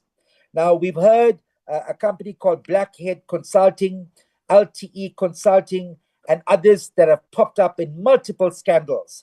And why are these companies not permanently blacklisted? And why are the directors not behind bars? You'll find that the same directors, they will open up other company names and they're still trading and business as usual. Or they get blacklisted in one water board, you find them doing work in another water board. I mean, these are like, they are like, how can you say, they're like amoebas, constantly transforming themselves and moving from one department to the other. Now, I don't want to provoke anyone here, but it seems to me that the ANC, they seem to have a VIP list of companies that are protected from consequences. That's the conclusion I can come to in this whole exercise. I'll stop there, Chairperson. I'll wait for the response and I'll come back for my second round of questions. Thank you very much for the opportunity. Thank you very much. Advocate Motibi, you can answer on all three questions before I go to the Minister if she wants to add something, although we did not have a presentation on the water boards today, only the DWS, but the Minister, because the water boards report directly to her, she can deal with that. Sorry, Chairperson. Sorry, Chairperson. I just want to interrupt there. No, in the presentation by Advocate Motebe, he mentioned these cases in these water boards. He did mention that. So my question is related to that. Thank you. Yeah, Honourable Member, that's what I've said. I said the SIU can answer, and if the Minister would like to also answer on that, she's more than welcome. But this is the three questions. The questions are for SIU, and I will allow the Minister also to answer on that. Thank you. No, thank you. Thank you, Honourable Chair and Honourable Member, Honourable Reddy. We would like to just emphatically indicate that in terms of the mandate and in terms of what is it that we do, we are able to show outcomes, and that those outcomes are really impactful. So we do not agree with the analogy that SIU is a toothless, I think you said toothless bulldog. We are able to show if you are able to go to litigation and recover millions of rands back to the state, those whom we recover from, they feel the pain. And that's how impactful our investigations and outcomes have been. And we have really seen that it is impactful. That is the legislative mandate of the Special Investigating Unit, and we will continue to implement and exercise it without fear, favor, or prejudice. We have seen the results, and the results have been presented to the Honourable Committee for the committee to see. The enjailment for instances where there's evidence pointing to criminal action. Honourable Chair and Honourable Members, we are enjoined by the legislation to refer that to the National Prosecuting Authority. We do work closely with NPA to ensure that those matters are prosecuted. But the NPA, of course, is well suited to be able to indicate the prosecution status of those matters. The Honorable already mentions instances where the budget have grown from 90 to 4 billion. Had it not been for the investigation by the SIU, this would not be known today. So what are we doing? We are at court, Honorable Chair and Honorable Members, to ensure that we recover that. In this case, it's really unfortunate that it's in the High Court. And we instituted in the High Court because that was the time when the President had not as yet proclaimed the special tribunal. And we've tried to get these matters out of the High Court into the special tribunal. But as you can understand, it really serves the litigants well for these matters to be delayed, and they bring interlocutory actions and all of that. So the matter is in the High Court. There are other cases there which are really clocking the High Court roles, but we are staying the course. We will make sure that this matter is finalized. We have seen CEOs being charged. We have seen CEOs' pensions being freezed from the Lepelle Northern Water. So in terms of the boards, Honorable Chair and Honorable Members, like we do in all state entities where there's boards of directors, if we find that the board of directors did not act according to the fiduciary responsibilities, we do make those findings and we refer the boards for actions to be taken. Thank you very much for that. Thank you for the opportunity.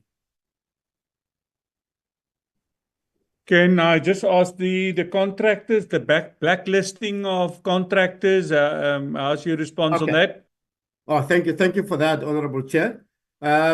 As you could see in one of the presentations, we have sent companies to be blacklisted. Now, in terms of the blacklisting, Honorable Chair and Honorable Members, that is another administrative action. We refer to the department because as the procuring department, they are then responsible to ensure that they follow the administrative process to get it blacklisted, of course, acting in conjunction with the National Treasury. We have engaged the National Treasury to find out, how far these blacklistings are. And to date, really, some have been blacklisted and some have not been. The process has not been 100% satisfactory. We will continue to make sure that we follow through to ensure that they are ultimately blacklisted. Thank you. Minister, would you like to add to this answers? Yes, thank you very much, Honorable Chair. Let me thank the questions from Honorable Reddy. Just to add on what Advocate Mutibiev said. The allegations at all times must be tried and tested. Once those allegations are tested, then action gets taken.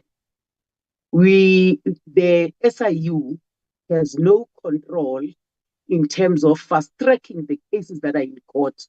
There are criminal cases as listed here on the report that are in court right now. Had that not been done by SIU through their own investigation going to our sites, we're not going to know even about those projects that have escalated from this amount to that amount. In terms of the water boards, why are we not disbanding? You have to follow the due processes and ensure that you test the allegations and subject those. Disbandment does not assist us when there are cases, there are people who are supposed to account for the allegations that have been labeled against them, whether they are in a water board, whether they are individuals, but you don't wake up and disband water boards, because these water boards are also appointed based on the Act. Honorable Reddy has seriously alleged that the ANC, I suppose, is the ANC, which is abbreviated as the African National Congress.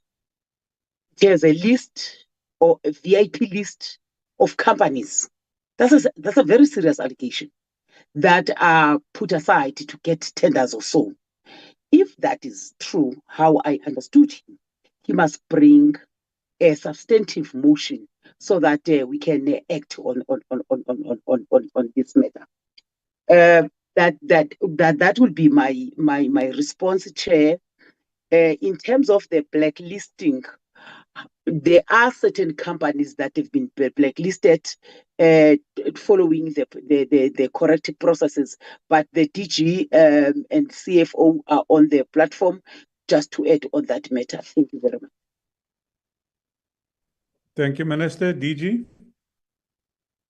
Thank you very much, Chairperson. Firstly, on the request from Honourable Reddy to give a time frame for the submission of the how much information on how much money we've spent on lawyers. We would like 2 weeks for that, please, Chairperson. The reason why we need 2 weeks is because we don't hire the lawyers directly. We have to go through the State Attorney, and the State Attorney pays the lawyers, and then we reimburse the State Attorney. So we'll have to reconcile our figures with the State Attorney's figures. And as I indicated, we have to go back quite a number of years to collect all this information and reconcile with the State Attorney.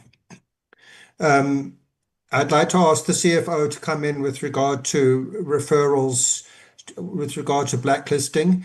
We can't blacklist alone as a department. We have to ask National Treasury to blacklist suppliers on the Central Suppliers Database, which is managed by National Treasury. And we have made applications to National Treasury for blacklisting of suppliers on the National Treasury database. And then thirdly, Chair, I just wanted to say that I don't agree with Honourable Reddy's observation that there's little consequences. If you look carefully at the presentation which Ntabiseng made, there are numerous cases of dismissals as a result of disciplinary actions that we talked about in the presentation, including the dismissal of a DDG in the department, of the second most senior official in the department, and over and above that, dismissed DDG's pension has been frozen. As indicated by Honourable Matibi, by Mr. Matibi from the SIU, there have also been disciplinary cases in the water boards, including dismissals and freezing of pensions. So I think there have been considerable consequences for people who've engaged in and been found guilty of corrupt activities. Franz? Yeah. Thank you very much, Chairperson. Thank you, Minister. Yes, DG, that's correct. We have processed the recommendations for blacklisting as received from the SIU, including others emanating from the departmental investigations. Those include, amongst others, EOH, who have done the applications for the companies as well as individual directors who were applicable. So we have followed the process as outlined by National Treasury, and where we had to provide or furnish Treasury with specific information about the restrictions, we have done so, and we continue to engage with National Treasury regarding those things. Thank you very much. Can you maybe confirm whether LTE Consultant and Blackheath, whether they are, or do you know whether they are blacklisted or not?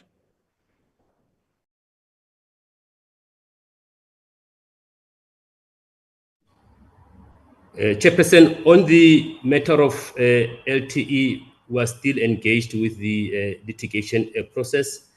I haven't submitted that specific one to National Treasury, but we are still engaged with the litigation process.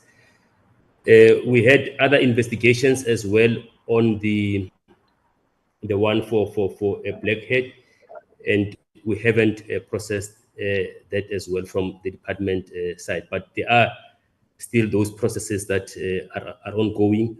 We're also required to provide these companies with an opportunity to make representations, and we will process those accordingly as we finalize the processes with our investigations as well as the court process that are still ongoing. Thank you very much. DG, can we get confirmation from you that whilst this investigation is ongoing on these companies, that they will not be allowed further contracts with the department or water boards, whilst the investigation is ongoing? Chair, I want to ask the CFO to help with that in terms of the procurement framework. My understanding is that we can't expel or exclude a tenderer from a bidding process on the basis of an investigation.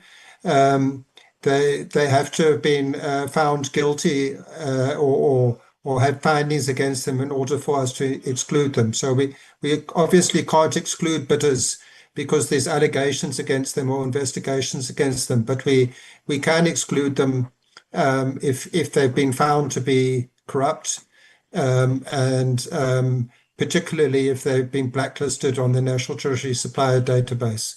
Frans, do you want to add? Yeah, DG, you have covered the key points. If they are blacklisted or restricted on the database, certainly they will not be allowed to do any business with the department. However, if there are other challenges related to their performance, those are dealt with through the normal bidding process. But you have covered the key requirements, DG. Thanks. Yeah, thank you very much. I'm really not satisfied with the response on that, because if you are investigated, I don't think you can be rewarded another contract while the investigation is ongoing, but I'll leave it there. Honourable Reddy, are you satisfied with the response? Chair, I'm not entirely satisfied. I mean, the first is that these companies like LTE and Blackhead, it's not something that they did yesterday. This is something that has been, and they've been under investigation for quite some time. However, I do understand that we are operating within a legal framework where these companies actually, they know this, that they can continue doing business until they are found guilty. So by us instituting an investigation into them is insufficient in terms of our law to exclude them. And this is the crux of the problem that we face with regards to companies like this. This can go on and get drawn out for years, and they will continue doing what they've done wrong in the past. Unfortunately, it's out of our hands. It's out of the presenter's hands. We need to relook at the law. But I'm sure we can find some way around this, where companies that are being that are in the process of being blacklisted, that we need to exclude them in some way. But Chair, I just want to firstly begin by thanking Advocate Motibi. I like his enthusiasm. I like the way he's approaching all of this. Is he someone that's new in the department? And I think the fact that he has this energy to deal with corruption is something that's very encouraging indeed. However, I want to make the point that we do not want the SIU, and really we're not here against each other. If we want to root out corruption, we are on the same team. We want to assist you in whatever way possible to ensure that you are effectively able to put the crooks behind bars. I don't want us to hear about, and I don't think the public wants to hear about getting refunds. We don't want refunds. We want to see crooks that are responsible for all this corruption, that they are being hauled before court and taken into jail. Insofar as the minister's response, Chairperson, I don't know why she's getting emotional about this, because I simply asked a question. I said, does the ANC government have a VIP list of companies protected from consequences? And her answer should have been yes or no. But instead of answering yes or no, she went on to this tirade, becoming emotional about it. And I wonder whether there's something more to this. But we'll leave that as it was. With regards to the DG's response, that it's going to take 2 weeks, I think we must have it minuted that in 2 weeks, this committee must get the total cost of the companies that we've been paying as a department. We want the cost of that. And I want to take a guess on this. I think it's going to be quite a huge amount of money. I'm just going to leave that there for now. But otherwise, I think the responses have been somewhat good. Thank you very much, Chairperson. Thank you very much. Yeah, I just would like just to add, I know it's a comment, we don't just want them in jail, we want the money back as well. So yeah, that is important. Honourable Moore? Honourable Chair. Minister, let's just leave that there. It is both of yours. No, Chair. No, Chair. I must not be misquoted out of context here. I said when I was responding, if I heard you well, that's what I said. I said, if I heard Honourable Reddy well, he must bring a substantive motion. But now, out of what he has just said now, that does ANC government has a list of VIP companies that are protected.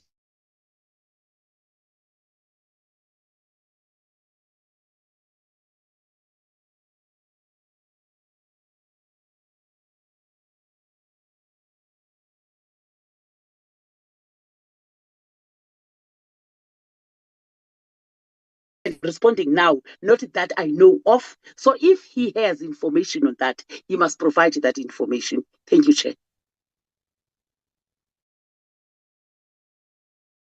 Sorry, Chairperson.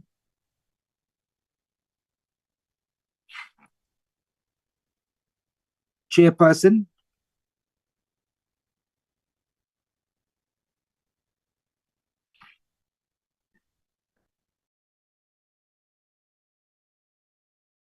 Leon, you're muted.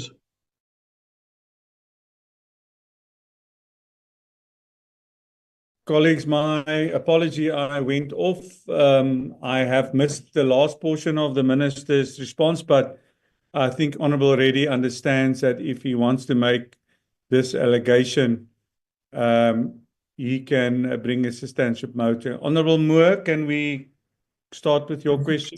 Sorry, Chair. There's a connectivity issue here. I thought I was the only one, but no. I missed the dramatic honourable minister's statements there.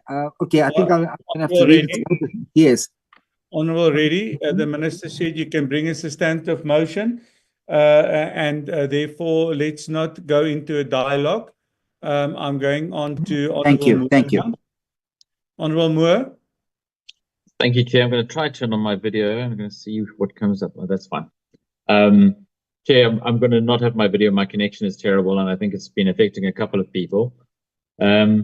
Just first to say thank you for the presentations on this matter. I think this is something that concerns South Africans, not just about the Department of Water and Sanitation, but across all government areas. And particularly, it's, as I think has been highlighted by the Chair and Honourable Reddy, is the consequences. If people are found to be doing wrong, they should not be able to escape without consequences. So with regards to my three questions, I think parts of them have been answered, but I'd like to ask them myself. In terms of preventing resignation loopholes, what measures can be taken to ensure officials who resign to avoid disciplinary hearings still face consequences for misconduct? I understand we've been told if they go to another department, there's an opportunity there.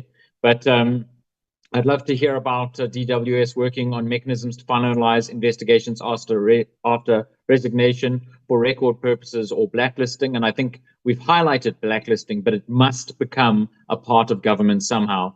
We have a number of corrupt companies who continue to find their way into businesses. Or are the department collaborating with law enforcement and the SIU to pursue civil or criminal action against individuals? Because if they leave, Chair, if they leave Minister, if they leave DG, there should be criminal action. It shouldn't be that someone can escape by moving to the private sector. We must follow them until they are actually brought to book, because, and I would say in terms of the costs that Honorable Reddy has highlighted, spend some money.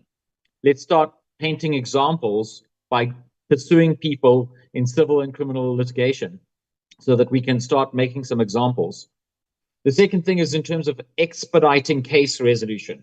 Both DWS and the SIU have highlighted the number of ongoing cases and delays. I think there was one DDG whose case has been going on for 7 years and is still in court. What are the, or how are the SIU and DWS improving coordination to speed up disciplinary processes, especially for high value cases? Does the DWS have sufficient capacity and a timeline to target to reduce the backlog and be able to handle these better? And the reason for this question, Chair and Minister, is I am aware of corruption allegations with whistleblowers who are unwilling to come forward because they do not believe that these issues are handled timeously enough. And that's a terrible indictment, timeously enough. But when we read this report and we see that there are most of the issues are going on for years, you realize this is a real challenge, especially when it comes to deal with, when we're talking about billions of rand potentially in corruption. The fact that it could take years is not really acceptable. And the final question, Chair, is on strengthening of further prevention. Beyond the current disciplinary actions, what steps are being implemented to prevent similar misconduct in the future? For instance, is DWS applying the SIU systematic recommendations to fix procurement or financial management weaknesses identified in these investigations? How can the department measure the impact of its preventative initiatives like staff training or this new water sector anti-corruption forum on reducing irregular expenditure? Because, Chair, the reality is this is still happening, maybe not in the department directly as much, but in as the Honourable Reddy was mentioning, the water boards, the other entities that are monitored by this department. And I think at the moment, whilst it's getting better, it has a long way to go. And I think once it starts to get better, we're going to discover the scope of this is much bigger than we thought. And when we discover the scope of this is much bigger than we thought, we're going to need to be able to go after the people, even if they've left those organizations. Thank you, Chair. Thank you very much, Minister. Thank you very much, Honourable Chair. Thank you, Honourable Moore, for these questions.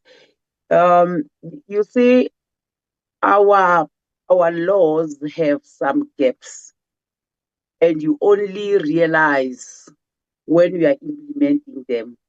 Having listened to 3 honourable members who asked questions here on resignation, how do we handle that? But in terms of the law, people are allowed to resign. You cannot hold them back when they want to resign. In terms of the blacklisting, even on that, whilst you have a person that you are investigating, as other honourable members, Honourable Reddy, Honourable Delanga were saying, that whilst you are investigating, you cannot exclude that person in terms of the procurement law.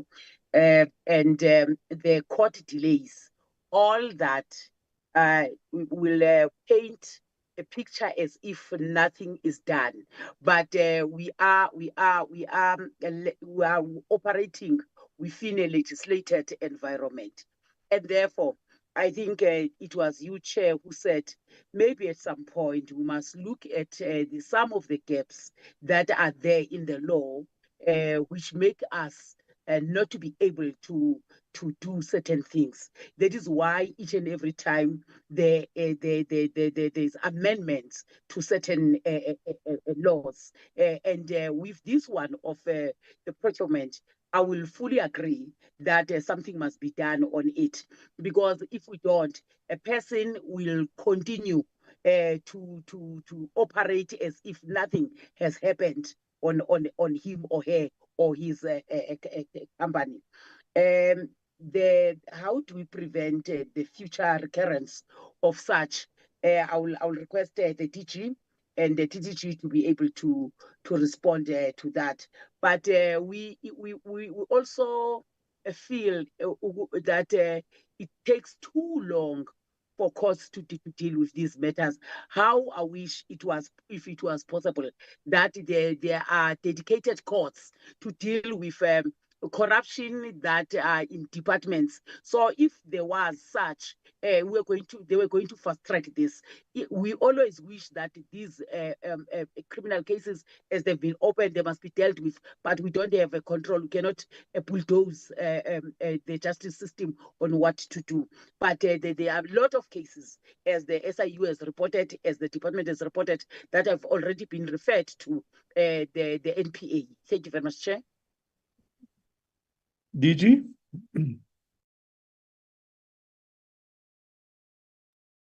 Yes, thank you, Chairperson.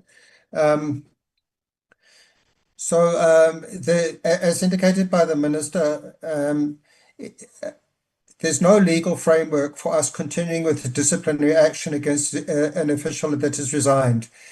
The legal framework for disciplinary cases in the public service doesn't allow you to have a disciplinary case against someone who is not an employee. Disciplinary cases can only take place against employees. But we do, Honourable Moore, wherever we have sufficient evidence that we think could be sufficient for the police to investigate and to for us to lay charges for the police to investigate, which could result in successful prosecution. We do take that to the police and we lay charges.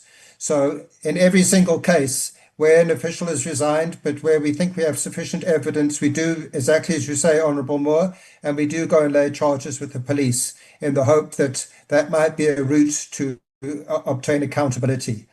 I must say also, even if the official remains in the department and we're undergoing a disciplinary case, if we have sufficient evidence of criminal activity, we also lay criminal charges, even if the official doesn't resign. Honourable Moore, I'm not sure about the DDG case that you're talking about. We had one DDG case for which the disciplinary process did take a very long time, but it was finalized about almost 2 years ago. And the official was dismissed. And that is the same official whose pension has since been frozen by the SIU. Once we reach the stage where the official is dismissed and we effect the dismissal, then the disciplinary process is complete. That official has gone to the bargaining chamber to appeal it, but that hasn't stopped us from implementing it. So as far as we're concerned, that disciplinary process has been complete. It's not still ongoing, and the official has been dismissed. Thank you, Chair. Conrad, do you want to add? DG, now I'm fine, thanks.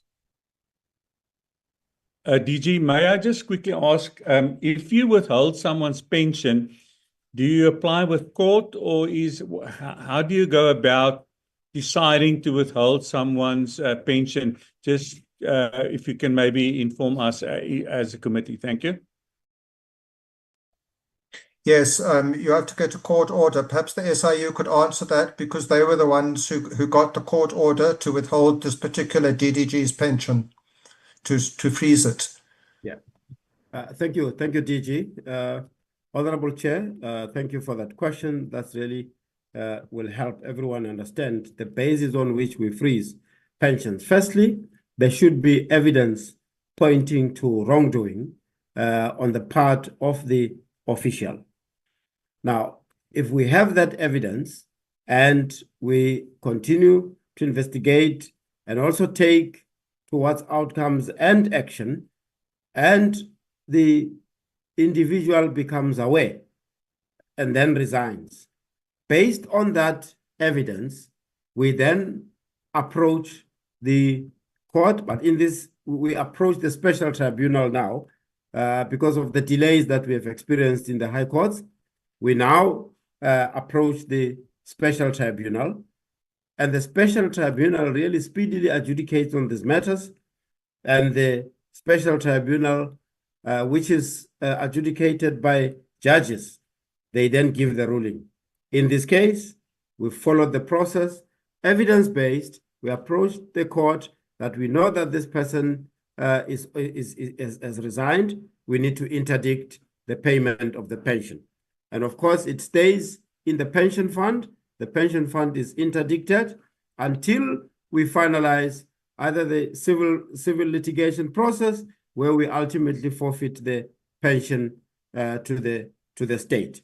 We were really pleased about the special tribunal process because it's speedily. This supports the minister's view that there is probably merit in having special courts similar to the special tribunal. Thank you.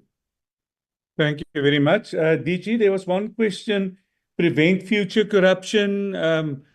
How is the department dealing with that? I know it is also in the presentation, but maybe you can speak on that quickly.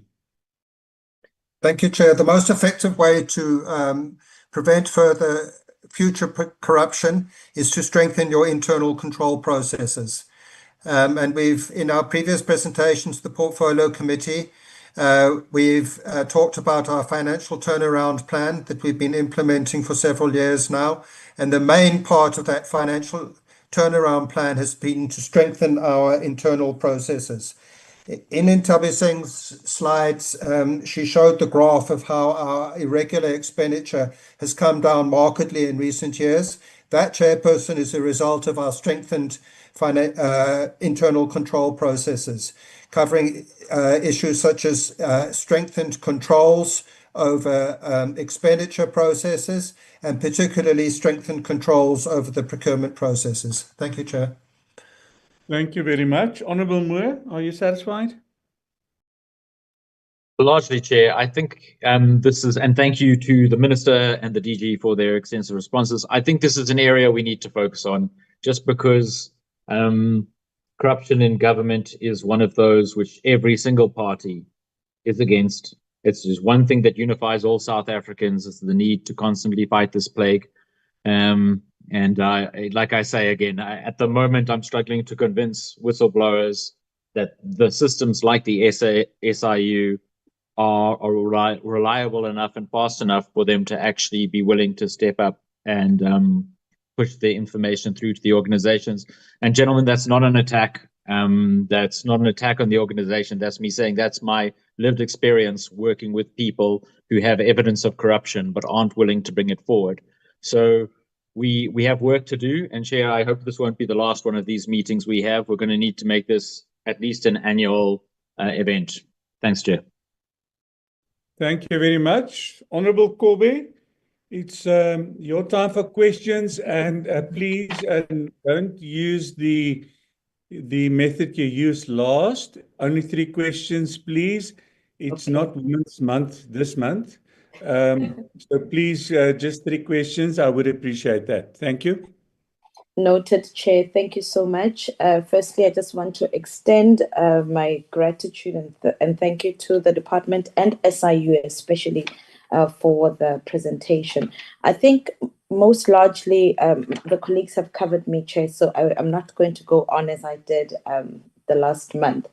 I just wanted to ask if the department, it seems as though, I mean, if the PFMA or if the department has sort of, if there's a legal framework that serves as a guardrail against or as a risk indicator when there is deliberate deviation from SCM processes, or trying to pass off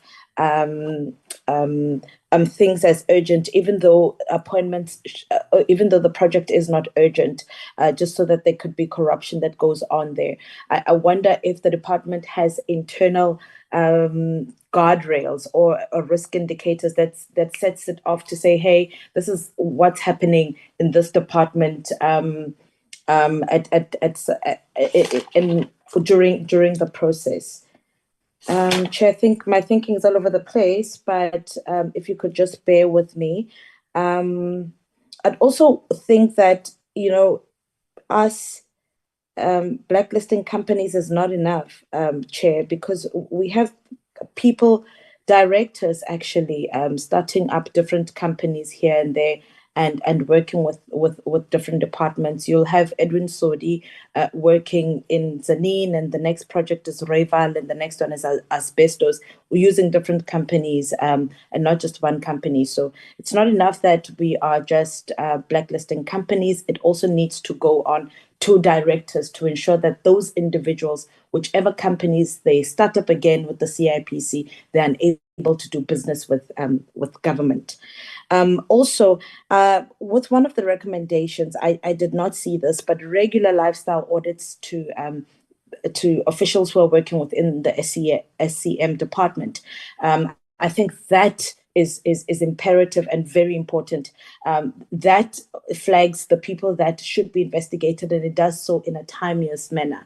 Most of the recommendations that we see here, or the investigations, they always happen after the fact. So we need lifestyle audits that will be able to sort of catch these things as and when it's going. It's not enough that we are investigating matters, especially the Giyani Water Project, which is an absolute travesty, that we are investigating this matter 7 years after the fact, or 9 years after it has been commissioned. I think it is important that within every department, and this is not just the Department of Water and Sanitation, but every department must have regular lifestyle audits. And also, I'd like to welcome the Water Sector Anti-Corruption Forum. I think that is a long time coming, especially with this department that has been riddled with so much corruption. Chair, I think my one question is the guardrails that the department has, or risk indicators that will catch corruption timeously before we find ourselves 4 years after the fact. Thank you, Chair. Thank you very much, Minister. Thank you very much, Chair. Chair, I agree with Honorable Kobe that the time taken in terms of these investigations is rather long, because they've happened over some time, and there are many people that are involved in this. It's a web and network of some kind. But also the concern from Honorable Gobe that you get pay me trading in various names and messing up everywhere. I don't know what is the cure for that, but I hear that concern, and I agree with him. Allow me, Chair, on the lifestyle audit to refer this matter to DG and DDG to respond to. Thank you very much. Thank you, DG. Thank you very much, Chair. I'd like to answer Honourable Corby's questions about the management of risk, and then I'd like to ask Ntapi Singh to answer the question about the lifestyle audits. Honourable Corby, we have multiple layers of controls in place and measures in place to manage the risk of corruption. Our first control and measure is our own internal audit unit in the department, which closely monitors critical risk areas such as procurement. The second line of control or line of defense is the Auditor General,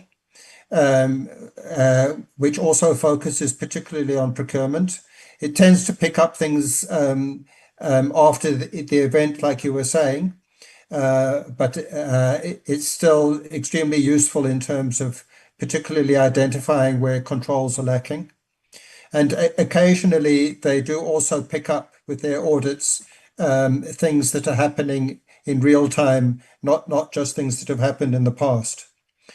Then our third line of defense is that we have a risk management unit, and that risk management unit does risk assessment audits and also focuses on areas of high risk, such as procurement. Both the internal audit and the risk unit reports to independent audit committees, the Independent Audit Committee and the Independent Risk Committee, which is made up of independent people, and they have very regular meetings where they look in detail at the results of all of these internal audits and the risk audits, and they also give direction for additional checks that need to be done.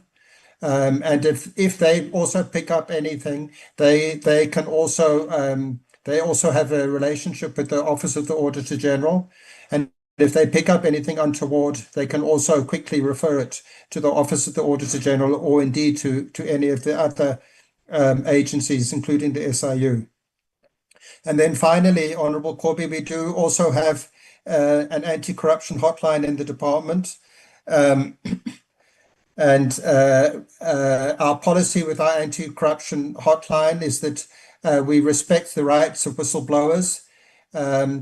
Any allegations of corruption or malpractice are investigated by our internal audit unit, which have to report on those investigations to the Independent Audit Committee.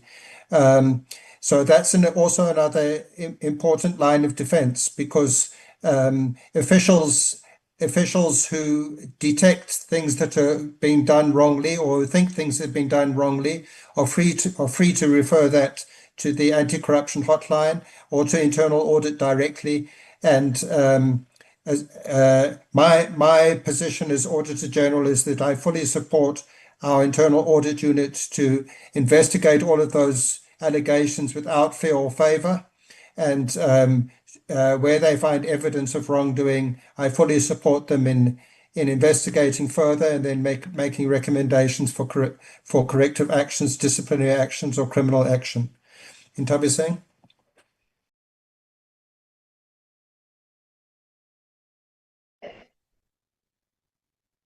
Thank you, DG. On the issue of the lifestyle, we do have the disclosure system that all SMS are disclosing at the end of the financial year, but we have now cascaded down to the designated officials, which that includes the SCM officials, which they then have to disclose their financial interests, and as well as their financial information. That mechanism do assist us to detect the red flags, and from that we then conduct the audit review. We have already done the audit review, lifestyle review in the past year.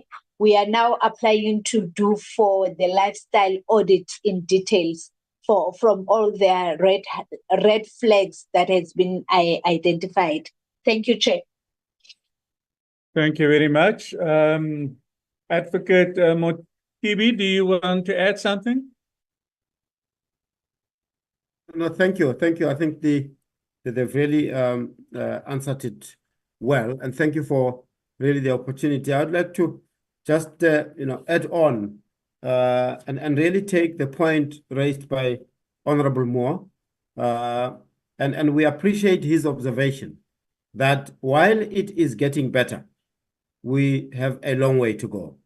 And the getting better part is that we really need to make sure that every one of us, SIU, NPA, Hawks, and the departments at large, really are consistent in implementing the outcomes, effective and speedy investigation.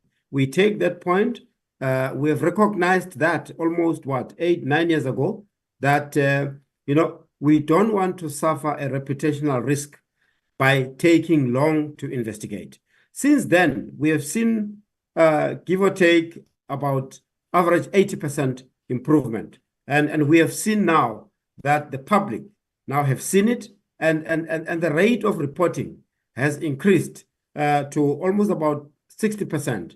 So while we take it, we need to continue on that trajectory of ensuring that that we speed up the investigations. Honorable Chair, I wanted to just indicate that our investigations are almost 85%, 90% procurement, because that's really where the money is. If anyone wants to fleece money, procurement is the first place to go. And we agree with Honorable Kobe around lifestyle audits of the SCM areas. We have been engaged by various departments to do that, in particular risk areas like supply chain management and so on. But on the and the minister really mentions the need for improvement of the laws. I think one honorable member also indicated it's really to be welcome. You'd know about the initiative of overhauling the procurement by enacting the Public Procurement Act. But we still continue to ensure that we contribute to these improvements. Thank you, Honorable Chair. Thank you very much. Honorable Kobe, are you satisfied? I'm satisfied, Chair. Just maybe with one other suggestion that the lifestyle audits and the regular updating of disclosures should not only just be dependent on the officials disclosing, but there must be a mechanism that is also able to determine that against what they have said within their disclosures, that also is reflective within other, and that must be a coordinated effort with other institutions and entities such as SARS and so on. But that is just my only other contribution, but otherwise I'm satisfied, Chair. Thank you. Thank you very much. Honorable Kehakilwe.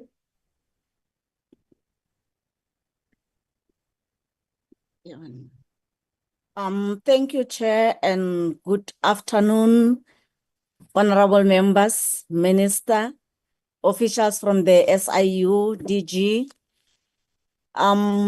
Chair, let me appreciate both presentations and also appreciate the commitment by the Minister that the department is really going to make it a point that they fully participate into this issue of anti-corruption forum. And the Minister also confirmed that they are working hand in glove with the SIU.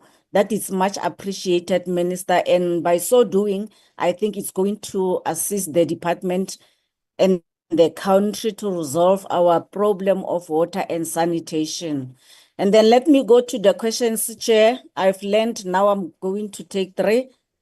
With regard to the number of finalized disciplinary cases,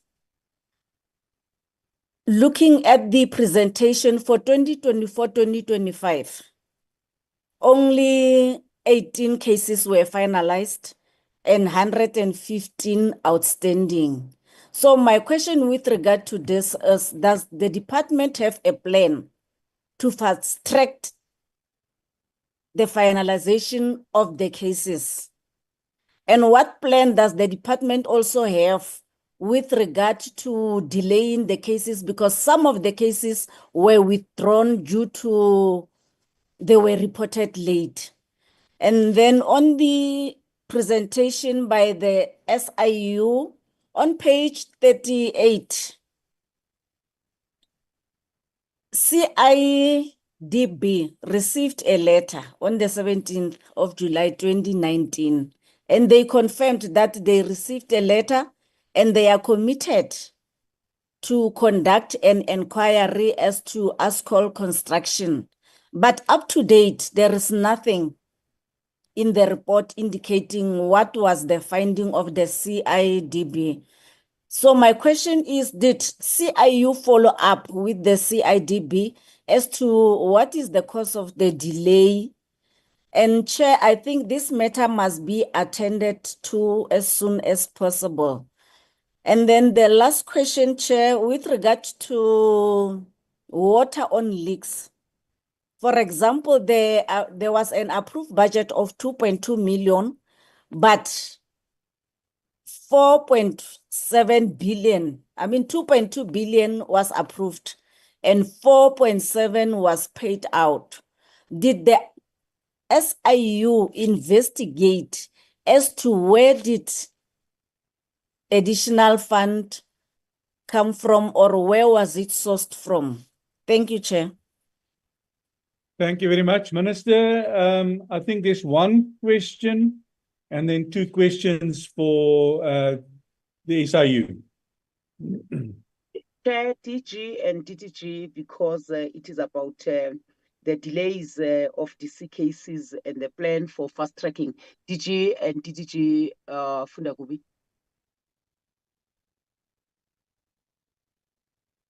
Thank you very much, Minister. Chair. I'm going to ask Ntabiseng and Conrad just to explain a bit more those slides where it said how many were finalized each financial year. I think there might be a bit of a misunderstanding on the one figure for that particular financial year, but Conrad and Ntabiseng will do that. But more importantly is for me to answer the question of what we're doing to ensure that the disciplinary cases are implemented expeditiously as possible. And in that regard, a few years ago, we did have a backlog of disciplinary cases, but we have put in place measures to address that. I have regular meetings with Ntabiseng and Conrad and our Labour Relations Unit. They keep an updated database of all the fraud, of all the financial misconduct disciplinary cases. It's a spreadsheet which has a lot of detail about all the cases and shows what the current situation is. We go through that in detail, and I ask questions to ensure that in all the cases there is movement, that none of the cases are sitting without anything happening. We have to follow the Public Service Disciplinary Code. We have to follow all the processes. We have to appoint independent presiding officers. The accused or charged people have to be allowed to have their defense. It can take some time for all of those processes to go through, but the important thing is for us to make sure that none of them are just sitting without anything happening. And I can assure the Portfolio Committee that if you look at that spreadsheet with all the details in it, that on all of the cases, things are happening, there are none that are just being left to sit with nothing happening on them. So, for example, if a presiding officer gets ill and we have to replace the presiding officer, then I follow up with that and make sure that that is done and that a case doesn't just get left hanging. So we, as a result of these measures to make sure that all the cases move, we have had an increase in more recent years of the number of cases that have been finalized compared to the situation in the past. Ntabiseng and Conrad, would you like to also explain a bit more about the figures of the finalized cases versus open cases over the financial years? Thank you, DG. Yes, DG, I just want to clarify on the issue of the figure. I've noticed that the Honourable has counted the numbers per quarter in the pending cases in the column of in progress. When you add the quarter 1, quarter 2, quarter 3, quarter 4, as it is cumulative, it amounts to 115, as is she has indicated. But the amount that it's pending, it's actually 31, because 29, if you take the third quarter, which is 29, and you add with 9, which are the new cases, minus 7 of the finalized, it ends up to 31. So the cases that are outstanding is 31, not 115. But I also want to add, DG, to what you have indicated in terms of speeding up the processes. Besides using the internal presiding officers in the department, we also go out with other departments and use those who are the experts in the presiding function to speed up our processes in the disciplinary processes. So we are using other departments to assist us to speed up the cases. Thank you very much, DG and Chairperson. Thank you very much. Honourable Advocate Motibi. Honorable Chair, thank you very much for the opportunity. If I start off on slide 38, as indicated by Honorable Kehakilwe, slide 38 indicates that we did refer the matter relating to the evidence that pointed to fraud committed or allegedly committed by ASCOL in the grading process. And that evidence really is supported by the substandard work that ASCOL would have done in the work that was given. They actually, didn't do as it was expected. So it just showed that they did not have the capability as would have been indicated by the grading that they obtained fraudulently. So having referred the matter to CIDB, we did follow up. In fact, just as a general approach, when the investigators do referrals, we've got a different team at SIU that does follow-ups, right? So we would have followed up, and as that paragraph reads, that the last status that we were given by CIDB was that they would conduct a formal inquiry. I think that inquiry is adjudicative in nature, and that they would inform us of the outcome. We need to plead with the honorable member and the honorable committee. We can go back and find out from CIDB if this inquiry has been concluded, and if so, because they were supposed to come back to us and inform us, but we will follow through and then submit to the honorable committee on the status of the inquiry. The other question of Honorable Kiachilo was the budget relating to the one leaks. Although the investigation is still ongoing, but that would have been the determination by the investigating team now, because they would have gone through the documentation and then determined that status of the budget having exponentially increased. So as we speak now, the forensic accountants attached to the team would have done that work. Of course, we still need to engage further with the department and find out, the basis on which this exponential increase happened. Why is it that it happened, and so on. So the investigation is still ongoing in that regard. Thank you. Thank you very much, Advocate. Honourable Member, are you satisfied with the response you got? I'm satisfied, Chair. Thank you. Thank you very much. Honourable Members, I don't see any further hands. Chair, I've been patiently waiting. I have my hand up. I haven't your hand. Well, I don't see your hand. My apology, Honourable Dikebe. You can then go ahead. Yeah, Chair, I think I should apologize to you. I changed gadgets. So as I switched to my laptop, I think I forgot that I had to raise my hand again. Thank you very much, Chair. Not a problem, 100%. Let me just show my face briefly so that you know that you are talking to me, Chair, and I'll switch my camera off thereafter. Oopsie, I don't know if you can see me. All right. We see you. Yeah, thank you, Chair. Chairperson, good morning to you, to the Minister, Deputy Ministers present, the colleagues, the DG and his team, Advocate Mutibi and his team. Chairperson, my questions will be prefaced by a few remarks. I believe these are necessary.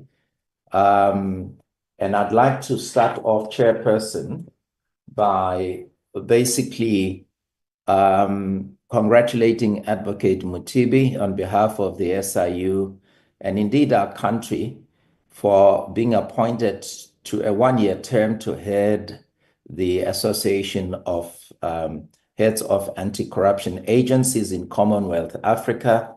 shortly known as AAA COA. And we would also like to witness, in light of his appointment to that body, actualization of that body member states' determination to collectively develop effective, actionable strategies under their own theme, enhancing inclusive participation of state and non-state actors to prevent and combat corruption.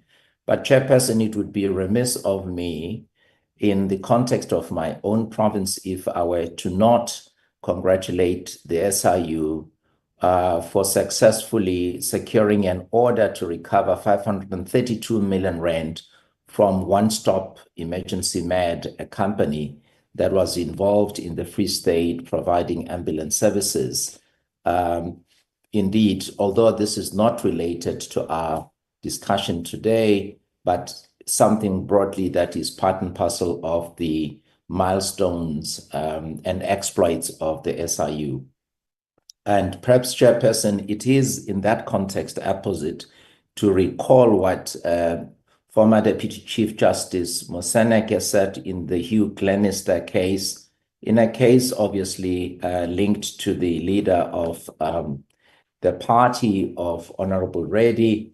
And that particular quote, Chairperson, relates to what the Constitutional Court deemed quite important as far as combating corruption. And briefly it said, there can be no gainsaying that corruption threatens to fell at the knees virtually everything we hold dear and precious in our hard-won constitutional order. It blatantly undermines the democratic ethos, the institutions of democracy, the rule of law, and the foundational values of our nascent constitutional project. It fuels maladministration and public fraudulence and imperils the capacity of the state to fulfill its obligation to respect, protect, promote, and fulfill all the rights enshrined in the Bill of Rights. So when corruption and organized crime flourish, sustainable development and economic growth are stunted, and in turn, the stability and security of society is put at risk, close quote. Chair, I thought I should make those remarks and put the following questions to the SIU, I think exclusively. Are there any lessons I would like to know that the SIU draws from the financial institutions' risk management compliance programs of the Financial Intelligence Center in terms of the FICA 38 of 2001 in relation to lifestyle audits of implicated officials in the context of our department, DWS, and implicated service providers? That's the first question. The next one, to the extent that the high courts, as Advocate Mutibi indeed has admitted, are overwhelmed by SIU-initiated investigations, is the SIU not of the view that in the aftermath of the landmark constitutional ruling that validated the authority of the Special Tribunal of the SIU with regards to the preservation and forfeiture orders, is the SIU therefore not of the view that all such cases must then fall within the remit of the Special Tribunal after the Constitutional Court okayed the legality of the Special Tribunal? Lastly, Chairperson, is the SIU not of the view that it can innovatively and collaboratively work with law enforcement authorities in Lesotho, again, in the context of the AAA COA, with regards to the Lesotho Highlands Water Project, which we know that this is taken care of by both South Africa and Lesotho in the Lesotho Highlands Water Commission, so as to mitigate the risk of corruption in this particular project with so many billions of rand committed, Chairperson. Those are my three questions. Thank you. Thank you very much. Advocate. Thank you very much. Honorable Ditebe, thank you so much for for those kind words of encouragement. We are encouraged to do more to ensure that we effectively execute on the mandate of the Special Investigating Unit in the interest of the public and, of course, the continent and the region and the continent, and indeed the world. We are really pleased, and we will ensure, Honorable Ditebe, that during our chair, that we effectively put the strategy in place and the work plan so that at the end of our term, we're able to submit a report that will be tabled to the cluster, and it could be tabled to Parliament as well, such so that we indicate what has been, the impact of our chairship. It comes at the time where we are also chairing the G20 Anti-Corruption Working Group. So we will integrate the country objectives into this Association of Anti-Corruption Agencies in Commonwealth Africa. We appreciate that. The theme of inclusion of state and non-state actors is really, really critical. It's so critical. And thank you for pointing out, Honorable Ditebe. This is now demonstrated even with the establishment of the Water Sector Anti-Corruption Forum, because it's going to include state actors and non-state actors. This has been really determined and established that it plays a critical role, this manner of galvanizing the whole of society. Now, we're really pleased by the outcome of the special tribunal in the 532 million award against companies that really irregularly did work and at the Department of Health in the Free State. There's a similar matter in Northwest, and we are awaiting the outcome there. This would have been those companies that would have seen that there were vulnerabilities, in Northwest and in Free State, and really went about doing things irregularly. We are glad that they are pointed out now, and we will go after those recoveries. There's also been NPA referrals and also disciplinary referrals, similar to what we are seeing in our presentations today. In terms of lessons learned, Honorable Ditebe, we are, as we conduct generally our investigations when we follow the money, and we see that in various investigations, when we follow the money, we enlist the capability of FICA and, of course, the financial services as well. We have seen the helpfulness of FICA, FIC when it comes to really following the money, and they have really played a critical role.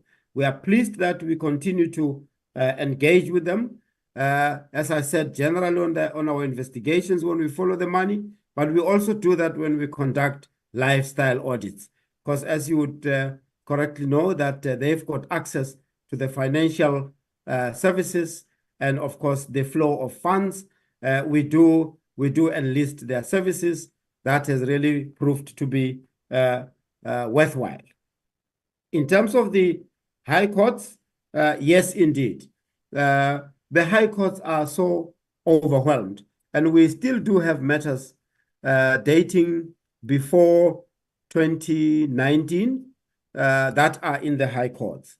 After 2019, after the president proclaimed the special tribunal, and this was after we really realized that we needed to use the provisions providing for special tribunal, because I'm sure it was put in the legislation for a purpose, and that purpose would have been to speed up the civil litigation processes.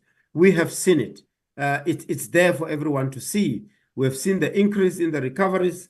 So on matters that are still in the high courts, and my colleague, Advocate Vanara, is in the meeting as well. He's the Chief Legal Counsel of SIU. We have gone out and engaged the Department of Justice, the Minister of Justice, and the judges, presidents of the various high courts have been engaged. We are now really seeing that the process is unfolding, where matters are beginning to be heard, because the judges have indicated to us that they will subject those matters to what they call case management and allocate judges, and so on.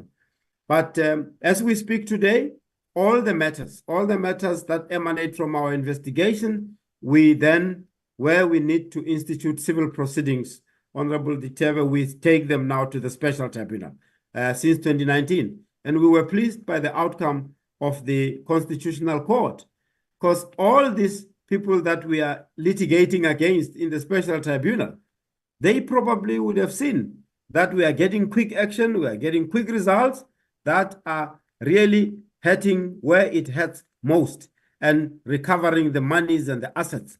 So they sought to challenge the jurisdiction of this special tribunal. We are really pleased that the Constitutional Court has affirmed the jurisdiction of the special tribunal to adjudicate on the legalities of this contract and set them aside and order recoveries, as it did in this 532 million, which was the outcome was given on the 5th of May. With regard to the SIU working with other countries, in the context of the Association of Anti-Corruption Agencies in Commonwealth Africa and also in other countries, we do ensure that there is that collaboration. In fact, really, this is just a coincidence, and it's really a happy coincidence in the sense that we have actually scheduled a meeting with the Lesotho Anti-Corruption Commission in June, where we will be signing a memorandum of understanding. They were here as well as part of the Commonwealth Africa Anti-Corruption Agencies. So as part of that MOU, we will ensure that we collaborate. And of course, we will indicate the area that Honorable Diteve has indicated in terms of how is it that we can collaborate to ensure that ultimately justice is meted out and that actions are taken. We really appreciate those questions. Thank you very much. Thank you very much. Honorable Ditebe, are you satisfied? Chair, I'd like, indeed, I am satisfied. I'd like to reiterate personally my faith and confidence in the SIU based on the work that they've been doing, going through their annual reports and all of that. And certainly they are not a toothless dog. I think in the context of ourselves as public representatives and the constituencies that we represent, we must pay attention to the part of that theme of AAA COA that Advocate Mutivi heads on behalf of the SIU and our country, that is the non-state actors, because that particular orbiter of former Deputy Chief Justice Dikgang Moseneke actually goes as far as talking about the extent to which our democracy and our hard-won fundamental human rights are at risk if corruption flourishes. So I'd like to say I think we need to provide that support, certainly to the SIU and the department, as far as the work that they do, and with all of the evidence that's been put before us. Thank you very much, Chair. Thank you very much. Yes, I also echo your views on this, and I think that should also be the view of the committee. Thank you for that. Honorable Kahula, you would be the last. Please just stick to 3 short questions, as we also need to translate your questions. Thank you very much. You can continue, Honorable Member.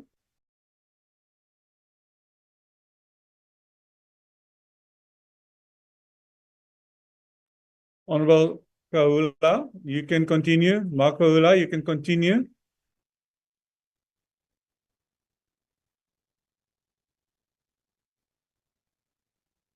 Honorable members, it seems there is a problem that she cannot unmute or she cannot hear us. She's got most probably a Wi-Fi problem. Honorable member, can you hear us? Hello? Yes, you can continue, Honorable member. 3 questions.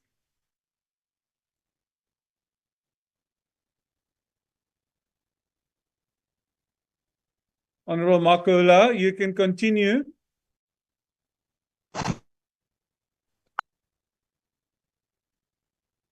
Honourable members, can you hear me? I'm not sure whether you could hear me. Yes, Chair, we can. Chair. It seems she's got a problem, and then I Chair, think... Chair. Continue, Honourable Member, continue. Ngiyabonga. Okwami lana Chairperson engifuna ukukubuza. Although ama-colleagues ami kokuningi asengikhavile. Nansi-ke i-worry yami engifuna ukuyibuza la ku-advocate kakhulukazi Mothibe. Lana kuvela amakhesi athinta u-DG uMathe ngingazi noma uZandile yini. Yila ngibuza khona ukuthi sonke lesikhathi why lamacala athinta inkohlakalo engapheli. Ngiphinde futhi ngibuyele ku-advocate Mothibe.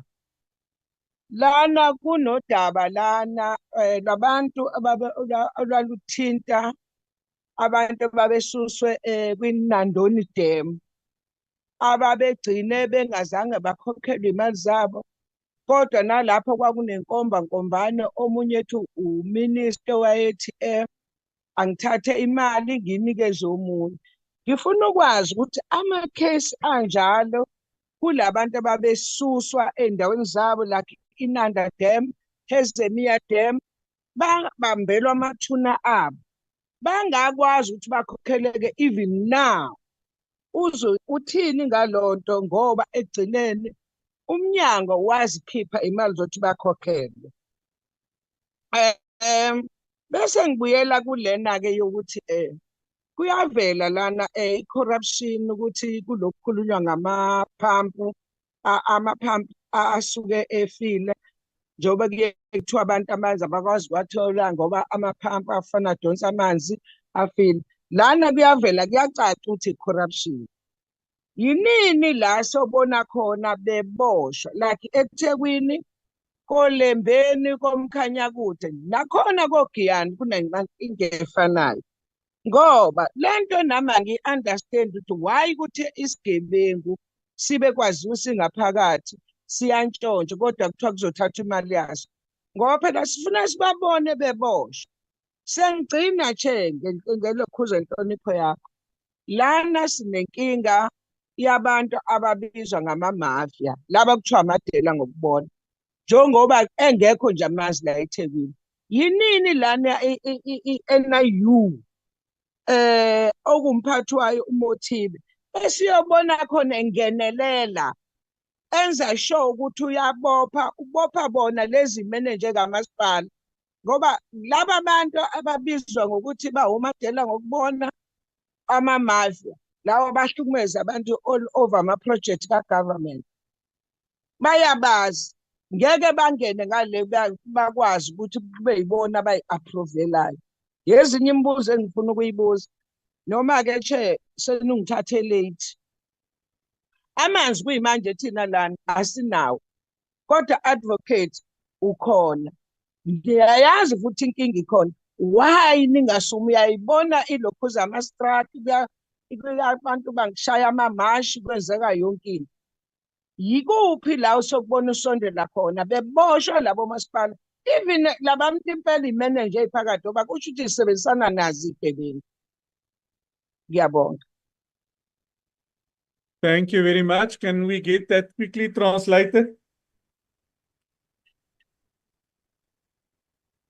Is there a translator on Masipo?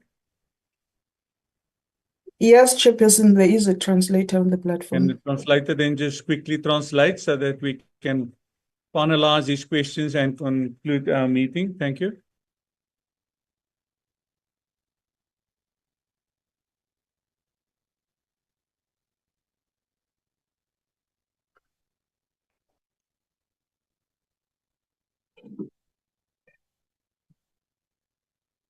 Translator, can you please continue?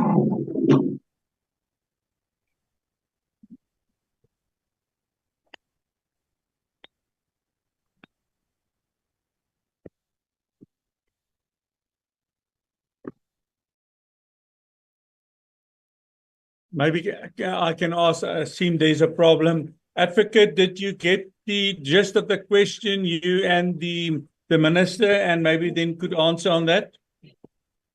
Yes, Honorable Chair. Thank you very much. Sorry to interrupt, Chair.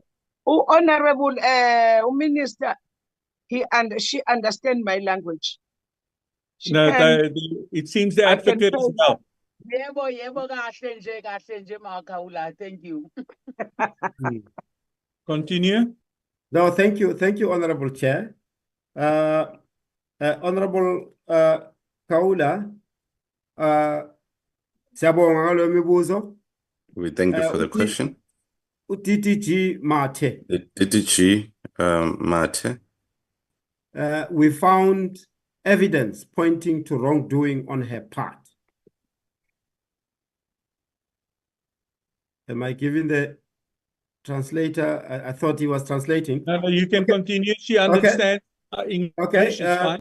Yes, we found wrongdoing on her part in terms of the irregularities that she committed in various instances, and that is why we then referred that evidence to the department to take action against her. And we were really pleased that action was taken. It didn't matter at what level she was. As a DDG, we needed to demonstrate, because often the public would say, we don't take action against senior officials in the organization.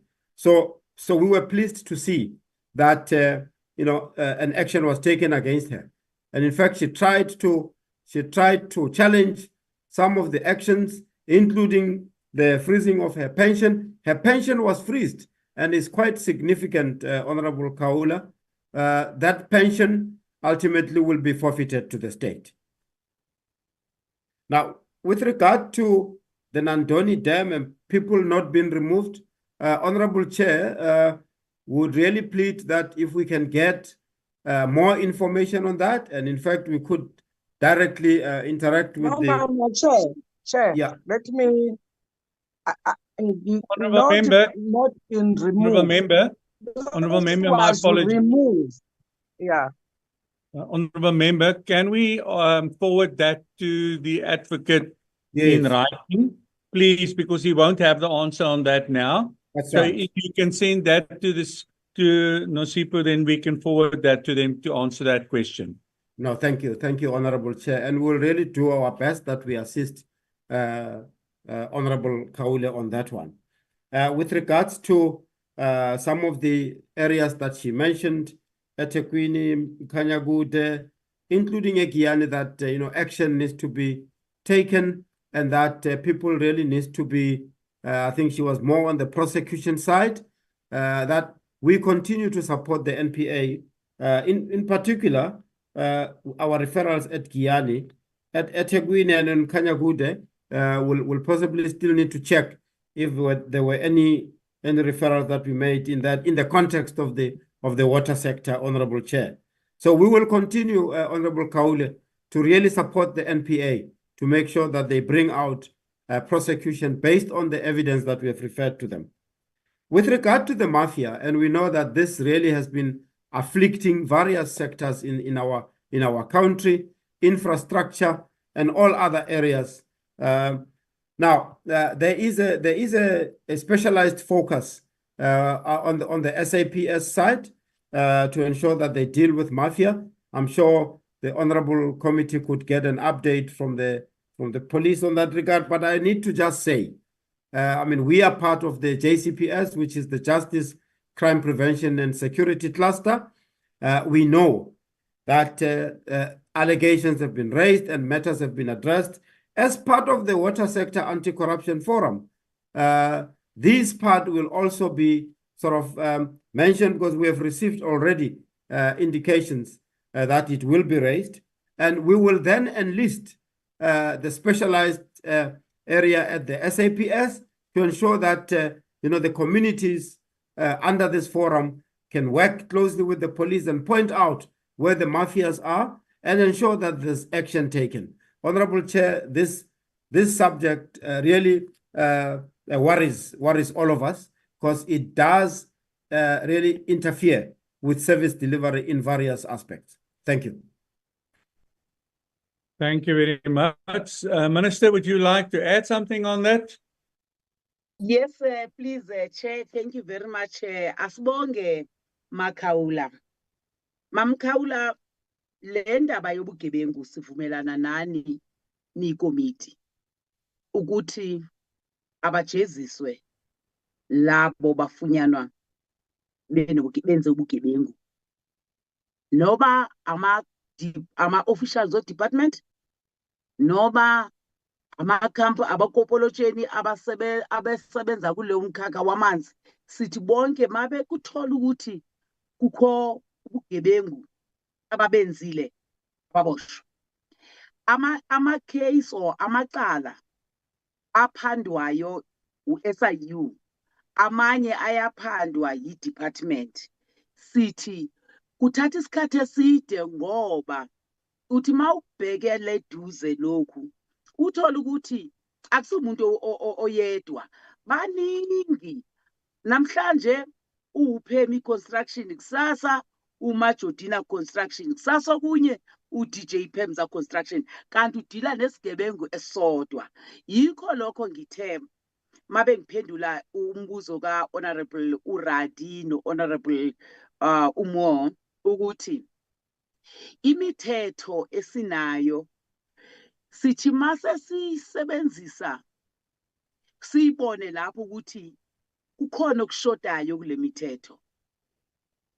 Ukubonisa nje lokho athi ama honorable members, kunalo muntu uthi uyaphenywa la for ubugebengu, kodwa animisi nihlala nimnika amathenda, nimnika ukuthi enze umsebenzi kanjani. It's a fundamental question ebuzwayo. Kodwa umthetho uthi funeka uze umthole ukuthi ngempela unecala. Yikho bengithi siyibona imithetho mase siyisebenzisa. Ngifisa ukuthi ngilungise lokhu kuka DDG Mathe, ngoba sinaye uDDG Mathe, uDr. Risimati Mathe, okhona la kwi-department o la kwi-platform manje. Akusiyena lo Mathe lo onobugebengu, akusikuye lo.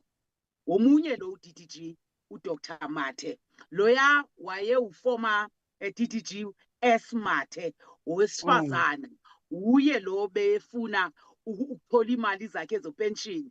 U-SIU waseye court ebamba lama pension wakhe ngoba ufuna ukubaleka nale mali, kanti sobonakala ukuthi wenze ubugebengu. Ngize kulolu daba okhulume ngalo labantu abathe basuswa endaweni zokuthi kwakhiwe amadamu. Basusiwe eNandoni, basuswa eHalzemere, and manje uthi labantu kokumele ukuthi bathole imali zabo noma bakhelwa. Ngizokhuluma ngalokho engikwaziyo manje.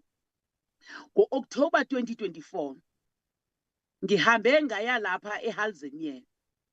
Ebengikiyele eHalzemere bengiyela ukuyonikezela lela damu ngoba sakhuphula i-capacity yedamu, the wall. Sakhuphula ibonda ukuthi ibe namanzi amaningi.